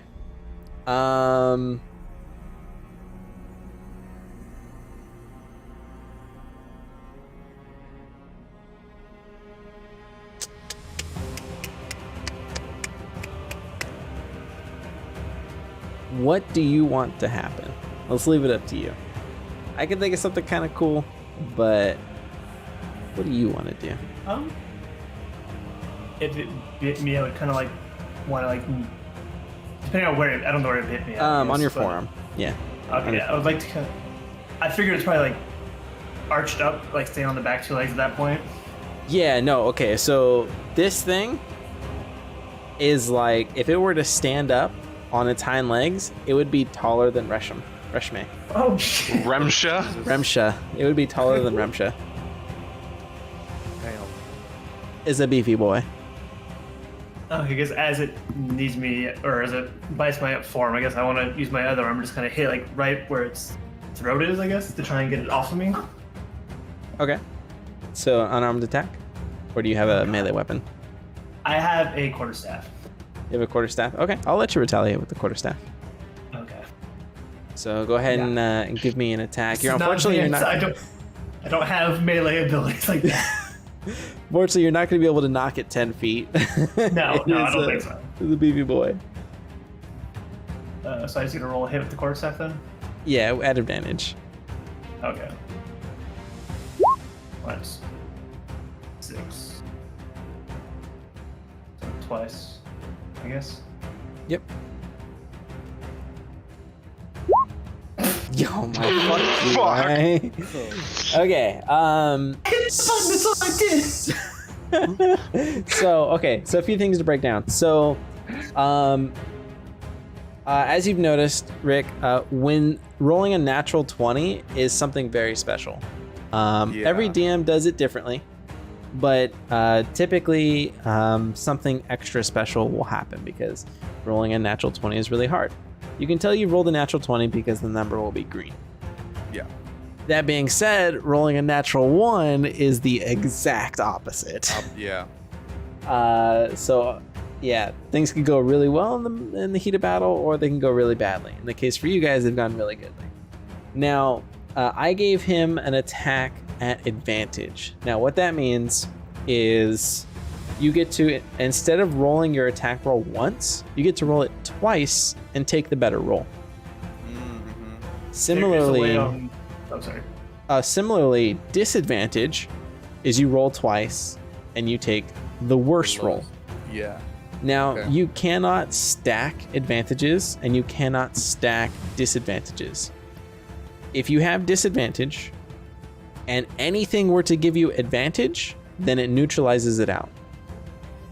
If you have disadvantage and two things were going to give you advantage, it simply neutralizes it out because, again, you can't stack advantages and disadvantages. Similarly, if you have advantage and something would give you disadvantage, then it neutrals it out.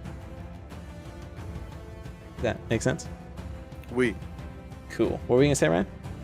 I was saying there is a way on D&D Beyond to click to say you have advantage. I just didn't know where it was at this time. Yeah, I forget. I don't know.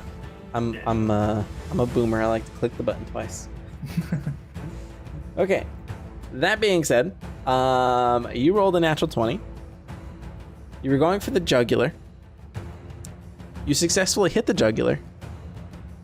You hit the jugular so fucking hard that you end up stunning the dire wolf. So go ahead and roll me damage. What the fuck am I looking at? It'd be one-handed. There's Okay. one-handed and two-handed. All right. So, another thing I forgot to explain. So, when you roll with advantage, or when you roll a critical hit or natural 20. Yeah, so it's the 1 and the 4 there. Yeah. So when you roll a natural 20 on a 2-hit roll, you successfully crit the enemy. So you see there on the left column there, typically he would deal 1 damage, but because he rolled a crit, he gets to, roll the die twice? Yeah, I think the way D&D Beyond does it is it does it twice. You roll 2 dice, pretty much. Yeah, so you get to roll Crit. an additional damage die, which is why he deals 4 damage instead of 1 damage. So technically it would be 5, though? Be 1 and 4? Because the first dice is 1 and the second dice is 4. Oh, yeah, you're right. So yeah, it would be 5 damage total. Yeah. Okay. What happened to my music? Okay, so yeah, so you end up hitting this direwolf's jugular so fucking hard that you end up stunning it. So it is going to skip its next turn. Bad puppy. Real bad puppy. I guess I don't remember. If it's stunned, it doesn't get attacks of opportunity, right? No, that's only if it's prone, Okay. which is what it tried to do to you guys. There's not a very good token that looks like stun. So I'm just gonna choose this one. Okay, so he's stunned until his next turn. Next up, we have the wolf in front of Rimshay. Rimshay. Remy. Rumsha. Sorry, it's gonna take me a bit to get these names down. Rimshay. Okay, so this wolf is the super fucked up one. So, would it?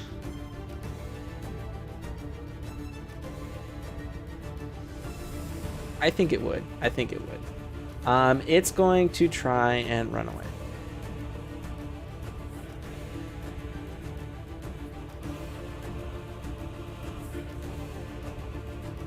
And it's going to try to run all the way over here. That being said, it does provoke an attack of opportunity. So go ahead and roll me an attack roll. Whatever weapon I want to attack. Yeah, whatever weapon you want to attack with. All right, so I'm gonna try. I will say though, however, you currently have both daggers out. Mhm. So I can't say whatever you want, right? Because you have both daggers out.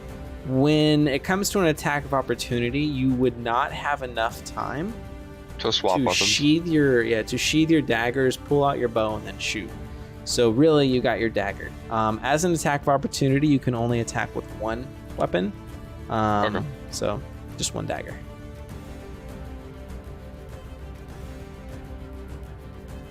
An 11 that misses, unfortunately. Damn. Oh wait, but you do have bardic inspiration. So Savogan did give you bardic inspiration, right? Yeah. So you have a d6. So go ahead and roll a d6.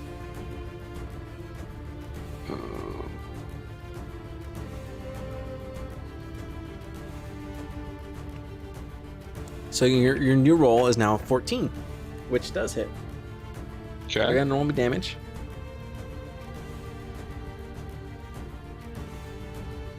Seven piercing damage. Nice.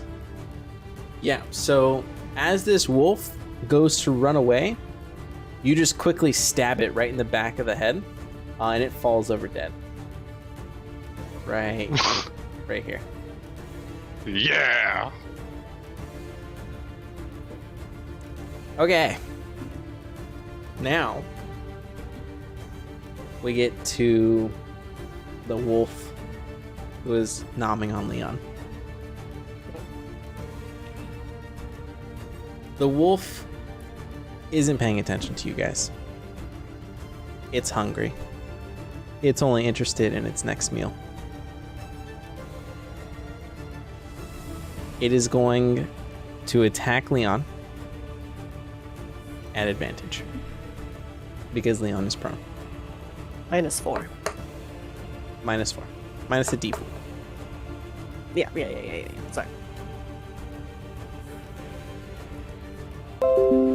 I don't understand what the fuck just happened.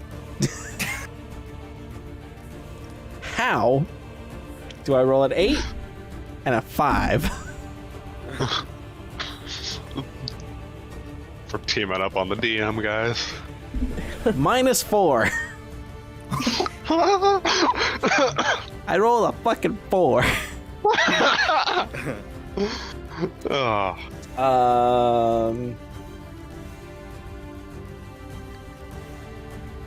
I guess let me do this real fast.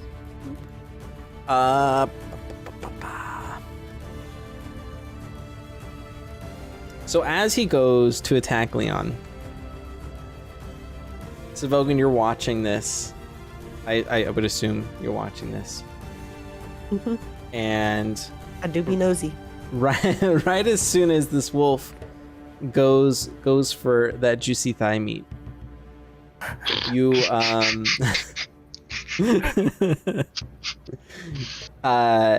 you kind of like, in a sense, activate your Bane spell, and the wolf just stops and is dazed, and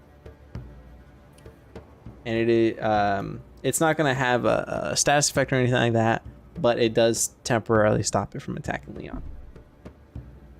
Nice. Next up, we got Becklin here. Now, Becklin, being a captain guard that she is, realizes the precarious situation that some of her party members or some of you guys have gotten yourselves in. You got me standing in the trees just like, yup. Yeah, I'm vibing. Becklin is going to attack this wolf here. I've been better. Where's her character sheet? Great sword. How do I roll it? Here. Oh, I just do that. Okay, cool. So Becklin goes to attack this wolf here, completely beheading it. Okay, then. Jesus. Granny got an arm. And she immediately goes... Granny the guillotine, goddamn. For real. And runs up this hill here. So she runs over here and comes over here. Will provoke an attack of opportunity from the wolf, but I suspect she'll be okay. Let me roll my attack roll. Oh, wow, okay. The wolf does end up biting a piece of her heel, dealing an amount of damage to her. You don't see any blood coming from her, but it does trip her up a little bit. But she's still able to, she still has plenty of movement speed to get to where she is. So yeah, she is going to run up here next to the dire wolf, and she's going to yell at Fayer and Eris and say, "Back off! This one is too strong for you guys. Leave this one to me." As Eris, it is now your turn. Okay. I know she said move back, but I am going to move back over. Fuck. How do I? Oh, the ruler. How far can I move? I believe you can move 30 feet. Yeah.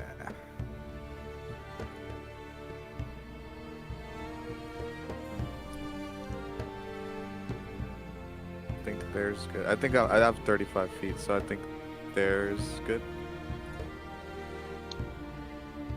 Yeah. Okay. Okay, right here. Oh, I'm still on the ruler. God damn it. Okay. Cool. So I'm gonna move here, and I'm gonna try to shoot an arrow at the dire wolf. Yeah, so the dire wolf is stunned, so you will get advantage. I will say,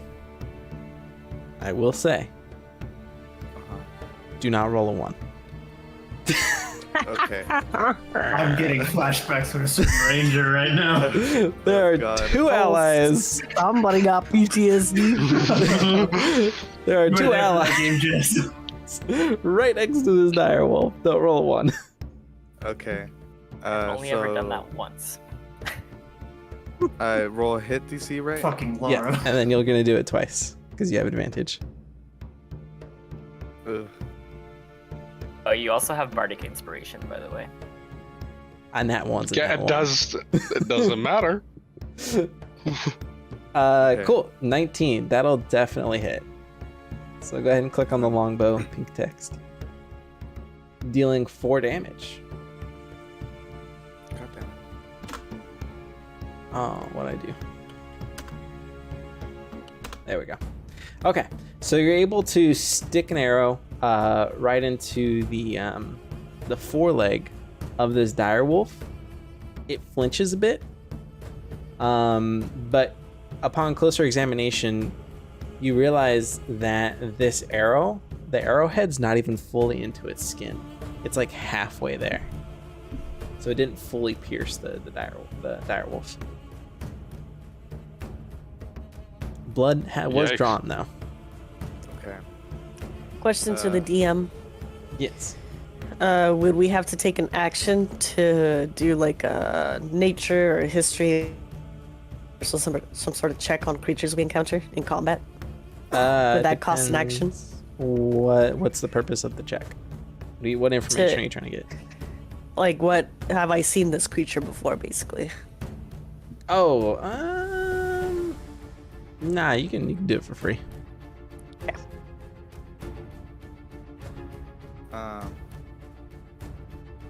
I don't have anything I can do for my bonus action, right? I don't think so. Probably not. Level 1 characters don't really have a whole lot. Yeah. Okay. How do I end my turn? Just say that you end your turn. Oh, okay. I'll end my turn. Abracadabra. Misdirection. Dude, your name is the... Oh, okay. Remshay? Remsha. Remsha. The E at the end is getting me. Remsha. I'm telling you, man, add a carrot to your S. Nah, because it's fun fucking with Mike. Or you can do the backward C under the S. There has not been a single time that he's Nope. Nope, he is. There's not been a single time, and I have a feeling it's going to be that way the entire time. Oh, fuck you guys. You're so names, dude. Why can't you just be like Eris? So simple. Hey, but see, my name actually fits my character because it's actually Gaelic for the whispered one. Oh, that's cool. Yeah. Alright, Remsha, it is your turn. Alright, is this wolf right here still not aware of our, anything around him? It's just focused on food? He is focused on food. Yeah. Alright, so if I were to sneak up and attack, because he's not paying attention, I would actually get the sneak attack bonus from it if I did that. You have to roll a stealth check, which I'll let you do as a free action. And if you Alright. pass your stealth check versus his perception, then yes. Alright, so I'll go ahead and move first. And then stealth check is dexterity. You should have an actual stealth check. So that's a dexterity save. So yeah, on that long list of stuff, there should be one specifically for stealth. There you go. All right. What did he roll as perception? An 8. Cool. Yeah. No, he don't see you. That's a huggy boy. He's lost. lost in the He's sauce. lost. Yeah. Lost in Leon. Alright. And then I want to attack with my short sword. Yeah. So you will get advantage, which will give you sneak attack damage as well. So roll twice and take the better roll. Mm-hmm. I'll take the first one. Cool. That'll hit. Dealing 13 total damage. How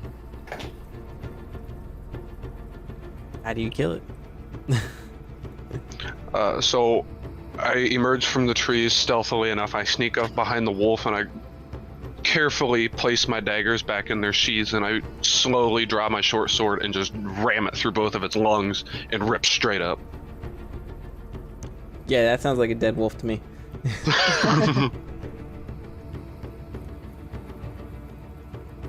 And I am done. Cool. Pretty stealthy giant over there. Fucking right, and y'all are wondering how it's gonna be done. Very stealthy giant. All right, so this wolf is just gonna go attack the first target that it sees in front of it. It's gonna run over to Mr. Breyer here, and is going to attempt to attack you.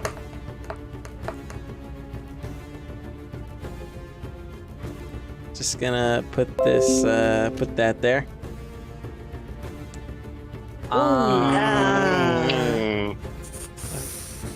That's gonna hurt.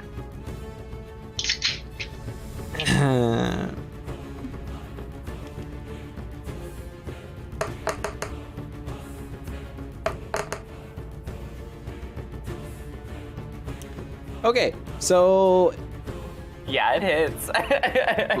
it's gonna run at you, Briar, and it is going to leap into the air. And as it leaps into the air, Oh wait, it's a minus D4. Oh wait, it wouldn't matter anyway. Never mind. Nope. But, yeah. it is going to leap into the air, and you weren't expecting it to leap into the air, especially not that high. And so it's going to catch you off guard, and it's going to be able to clamp down onto your neck. And the muzzle of this thing is pretty big, so it's going to get all the way down to your neck and to your collarbone, almost towards your spine. That's how big this wolf is. Jesus. And as it clamps, so it's jumping into the air, clamping onto your neck here, and it doesn't have balance because it's in the air, so it's going to continue flying, throwing both of you backwards onto the ground. Both of you guys are going to fall onto your back, but you're going to lose consciousness as the wolf then gets up, so it'll now be behind you, and gets ready to do whatever it's going to do next. So so basically what happened here is the wolf dealt enough damage for Briar's HP to go to 0. Now, when your HP hits 0, you don't immediately die. There are some circumstances which you do immediately die, but in this particular one, you don't immediately die. You instead fall unconscious, and when it is Briar's turn, which is going to be right now, he is going to roll what's called a death saving throw. Now, he's going to roll a d20 with no modifiers whatsoever. He needs to get a 10 or higher in order to successfully save. 3 successful saves, and he regains consciousness. 3 fails, and he dies. If he rolls a natural 20, he immediately recovers. If he rolls a natural 1, that is 2 death saving throws in 1 roll. That being said, Briar, go ahead and give me a death saving throw. How do I roll a death saving throw? You can just type in the chat /roll space 1d20, or you can click on the die icon on the left side of your screen there and click on d20.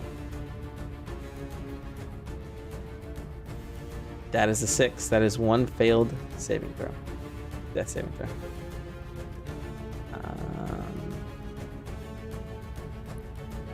Okay. There's not really an icon for that, so we'll just do this. Okay, and that, unfortunately, that is all of Briar's turn. Next, we have Savogan. It is your turn. Savogan. So when I see that happen and I see the dog overtake my fellow party member, I give a sharp whistle to draw attention, and I start whispering in a melodious melody. Get on out of here! And it must make a wisdom saving throw. All right. And 19. God damn! The wolf's like, enough of your music.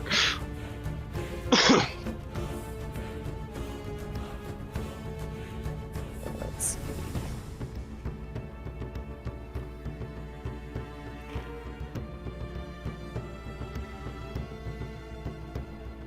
So you take half the damage.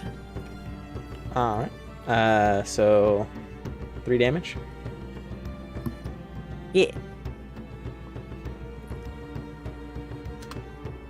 And I believe that'll be my turn.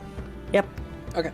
So as you send your dissonant whispers to this wolf, you can see that it reaches him, And he starts to shake his head vigorously and starts to foam a little bit at the mouth, but is able to quickly shrug it off.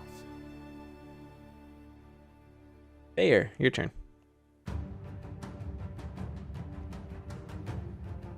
So it's stunned right now, right? It is currently stunned, yeah. But it still gets attack of opportunity. So I can No, do whatever. because it's stunned. Oh, it doesn't get attack of opportunity? No, it's stunned. Okay. Then I'm gonna back up.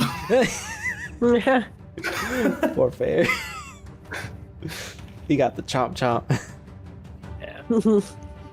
And I'm gonna launch another firebolt at this one, since the other one's fireproof, evidently. What? No. I'm gonna do that. Damn. That will swing wide. Okay. How wide? I'm curious on that one. No, it swings wide hey. to the east. All right. And then I guess, because I need to, as a, I'm gonna be a little selfless here. As a bonus action, I'm gonna use Healing Word on the downed bard friend, Yo, let's go. and I can use that as a bonus action. Yeah. Alright, go ahead and roll it up. Alright, so Faye, you cast Healing Word, Healing Briar for 5. Now, when you heal an ally that is currently taking death saving throws, they immediately recover. They immediately regain consciousness no matter how many. If they had 1 death saving throw or if they had 2, they immediately recover. Because if they have 3, then they're dead. But, so that'll erase that. And he's conscious now with 5 hit points. He is still prone, laying on his back on the floor, though. And that will be my turn, so I have used my actions. Okay. So next up, we got the dire wolf here, who has regained, or is no longer stunned. Now, he will turn around and go go to attack at Becklin. What is Becklin's AC? Okay, that'll hit. Dealing an amount of damage. And it will try to drag her to the ground. She must make a strength saving throw.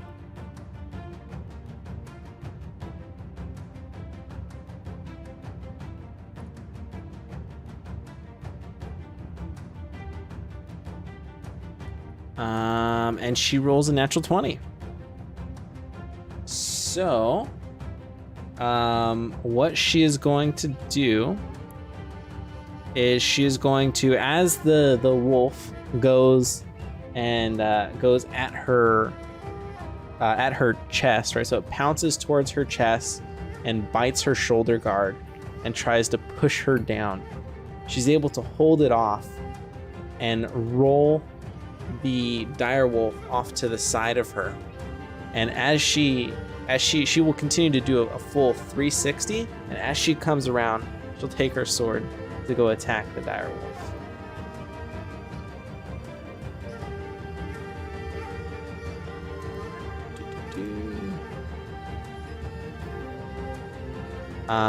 But that will, oh no, that hits. Okay, cool. Dealing an amount of damage to the dire wolf. Now this particular hit is able to strike quite a long cut along the side of this wolf here. She's able to strike it pretty good, and it starts to bleed heavily from that wound. That being said, she's going to immediately attack it again. Oh my god, where it keeps doing that. Her first hit will miss. She'll go to hit it again. And that hit will miss as well, unfortunately. So she will whiff both of those. Eris, it is your turn. I'm too scared of that thing. So, I'm gonna move hither. Thither. Is this And yawn. is it blocking my Yawn. line of sight to hit this wolf? No, you're good. Okay. And when it's saying like my range is 150/600, I don't know, what does that mean? for Yeah. bow? So the first number indicates how far you can shoot. So you can shoot all the way up to 150 feet. Now I will say, if you were to shoot something, let's say Fair is a wolf, right? And you were to attack Fair with your bow. Well, he's right next to you. He's within 5 feet. So if you were to attack him with your bow, you would attack at disadvantage because you're super close. There are ways around that, which we can get to later on in the campaign. But just a little side note, if you attack something within 5 feet of you with a bow or any other ranged weapon, you will do disadvantage. Now, Okay. you can shoot something all the way up to 150 feet. However, you can, if you overdraw your bow, you can go all the way up to, what was the second number? 600. 600 feet. However, you will roll a disadvantage. Okay, makes sense. Okay, yeah. I'll attack that bow, that bitch. Oof. Ooh, that's a hit. Okay, and then pink. Nice. Nice. How do you kill it?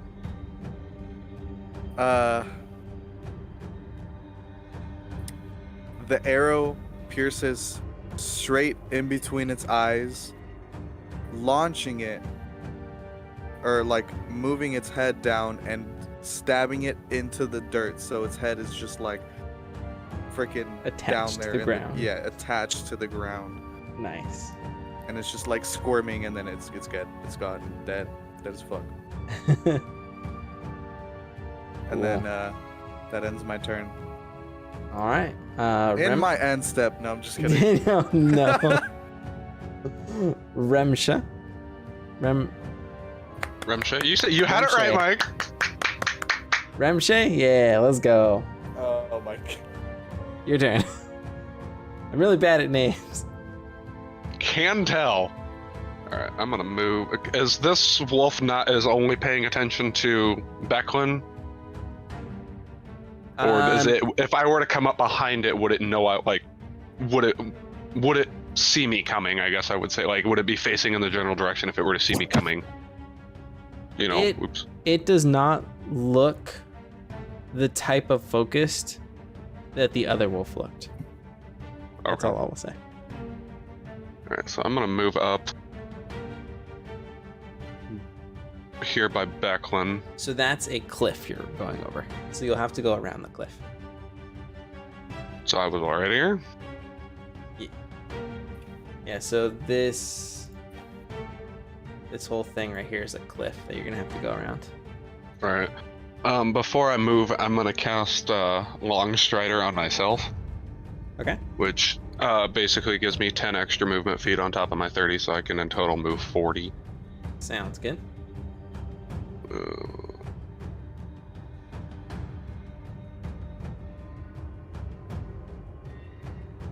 So that would put me. Like, does this little lip count, or do I have to come clear out and No, around? you can go over the lip. That's fine. You're 8 feet tall.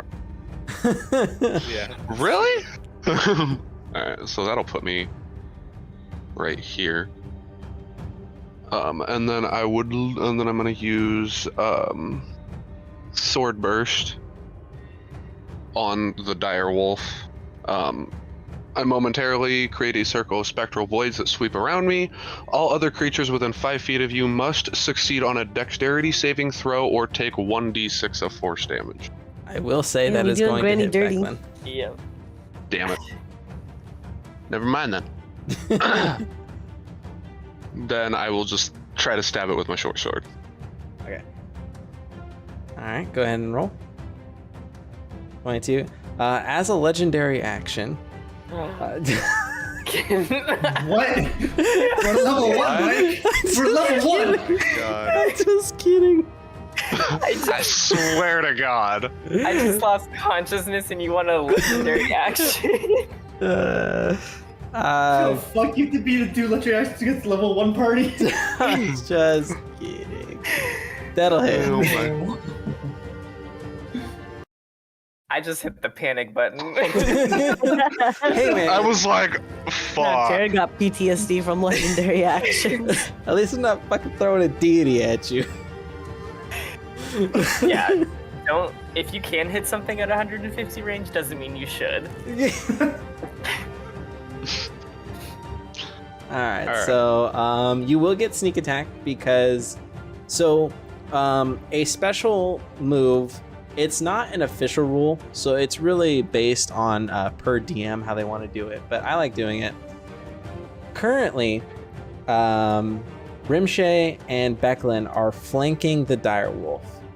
Some DMs do it to where you have to be directly on the other side, so this would be flanking. I consider this flanking here. So when you're flanking, you get advantage on your attack rolls. So Okay. go ahead and roll me another short sword attack. No, that was the damage. I meant like another shit. attack roll. My bad.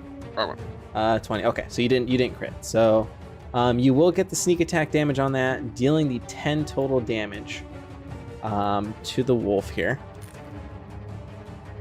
And are you going to attack again with your bonus action?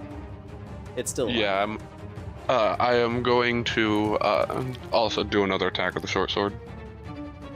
It has to be a different weapon. Oh, so then dagger. Okay.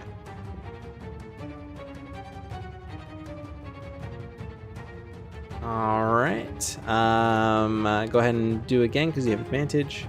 Is it flanking? All right, 15 will hit.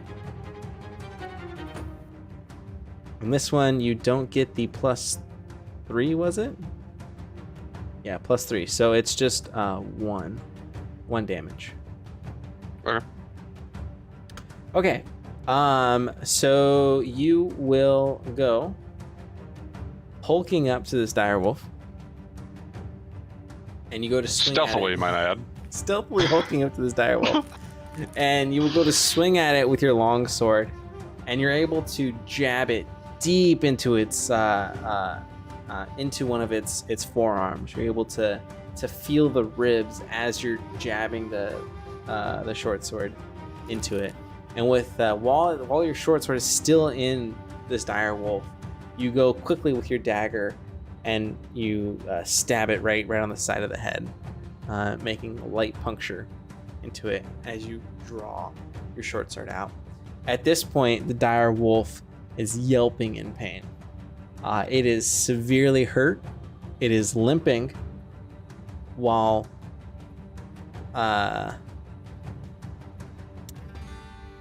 pouring out lots of blood. That being said, Briar, it is your turn. All right.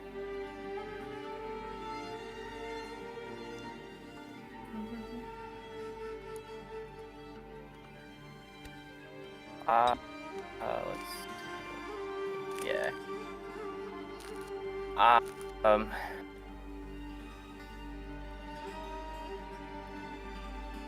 I will take a step over here so I can get a closer range. Just got knocked unconscious. Immediately goes to attack the direwolf. Fuck Leon. I agree. I'm gonna cast Vicious Mockery on it. Okay.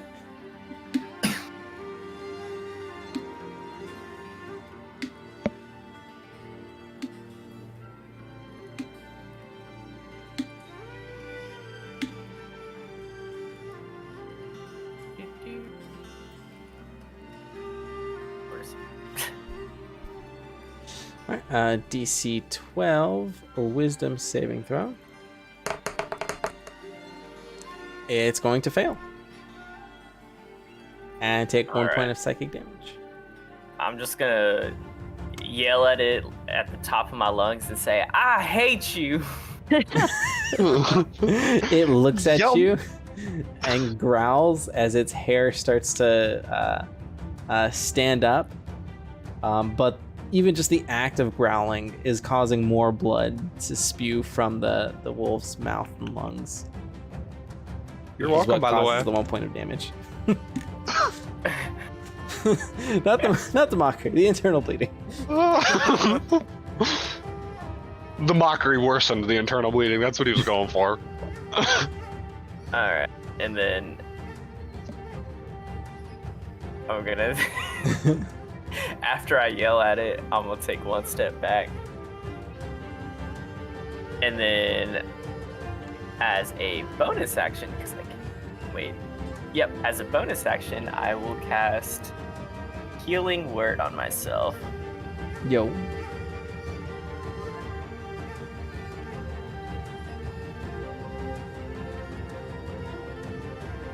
Alright, so I slowly just kind of play my fiddle a little bit, and as I'm doing that, you can slowly start seeing the bite wounds healing up.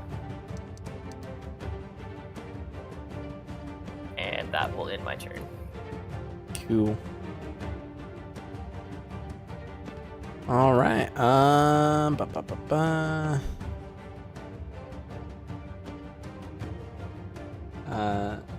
Savogan, it is your turn.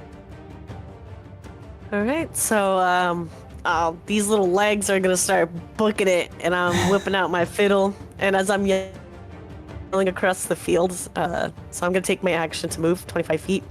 I yell out, "When I stop moving, I'm gonna need a personal bubble." And then I make a dash action to move an extra 10 feet here.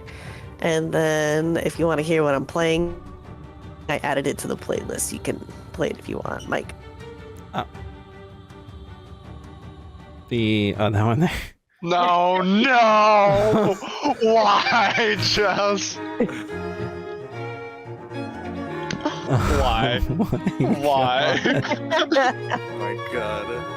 Just imagine Gimli running cast- while playing this. As I cast Bardic Inspiration on Granny. Oh my gosh.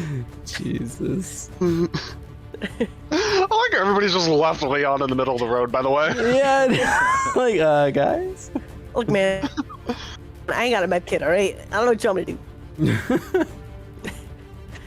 I can't fiddle my way to a band-aid, okay? Oh, man, I can't do everything. I just killed 2 wolves by one of them by just ripping my sword through its spine, so you know, there's that. That'll end my... All right, fair.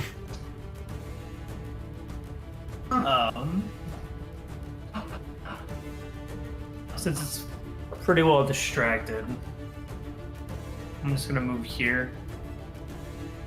And throw another fireball. I at give it. him a foul look as I said, "What did I just say?" You want me to throw a fireball through the gun?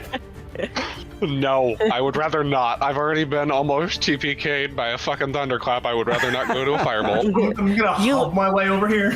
You enter my personal bubble at your own peril. And I'm gonna throw a fireball at it. 16. Save, you hit. That'll hit. Okay. Oh, damn it. How do you kill it? Oh, hey. Oh my god. I want to throw the fireball into its open mouth. Into its own mouth as the firebolt continues to travel down the throat of this direwolf. Once it hits the acid in its belly, it just Can I actually explodes. do a flavor thing? Sure. Because I have a cantrip called Control Flames. Can I expand the firebolt inside of it? Yeah. Oh no. I am standing by it. Just gonna throw this one out there. It's The just gonna fire be crispy. starts. The fire starts to expand, and you can see its stomach bulging out That's- as the stomach lining gives way, and the already sliced fur rips open from its belly, spewing its guts everywhere, all over Becklin and all over Rimshay. Fuck you guys. all over Rimshay as it falls over dead.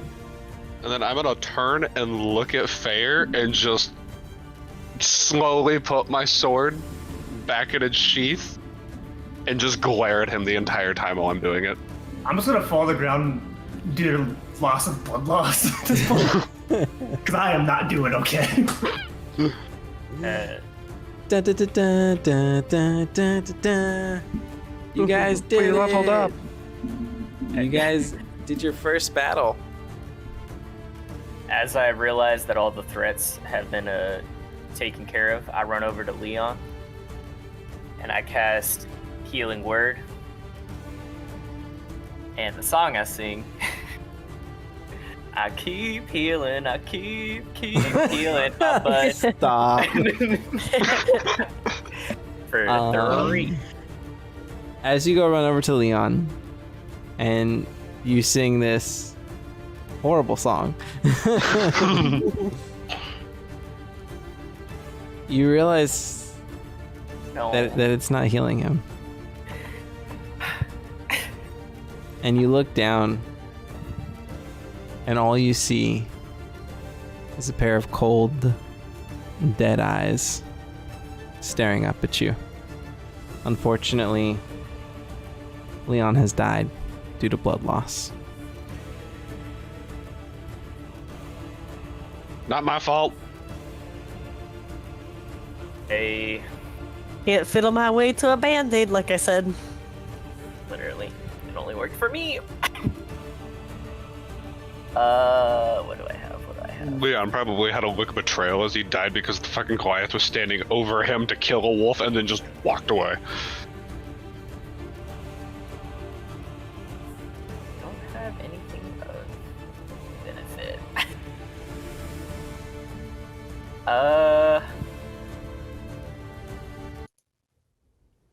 I just kind of stand over the body, let out a small tear, and I take my hat off and I place it all over my chest. I give him a comforting pat on his bicep since I'm too short to reach his shoulders. And then I am just going to, not necessarily menacingly, I'm just going to walk up behind him and just place one of my hands on his shoulder to kind of comfort him. I'm gonna just be observing from afar and just crying. Just crying. It's so sad. I'm gonna be wrapping my shattered arm. Whose fault's that? I will say again, I am not doing well. Becklin, who is trying to recover herself as far as like mentally and just, you know, start to take hold of what's happened here. We'll see the three of you gathering around Leon as she gasps. And she immediately starts running down the hill. She straight up just like slides down this hill, runs over to Leon. As she kneels down, she puts her hand over his eyes to close them and says a little prayer. And that will be the end of our session.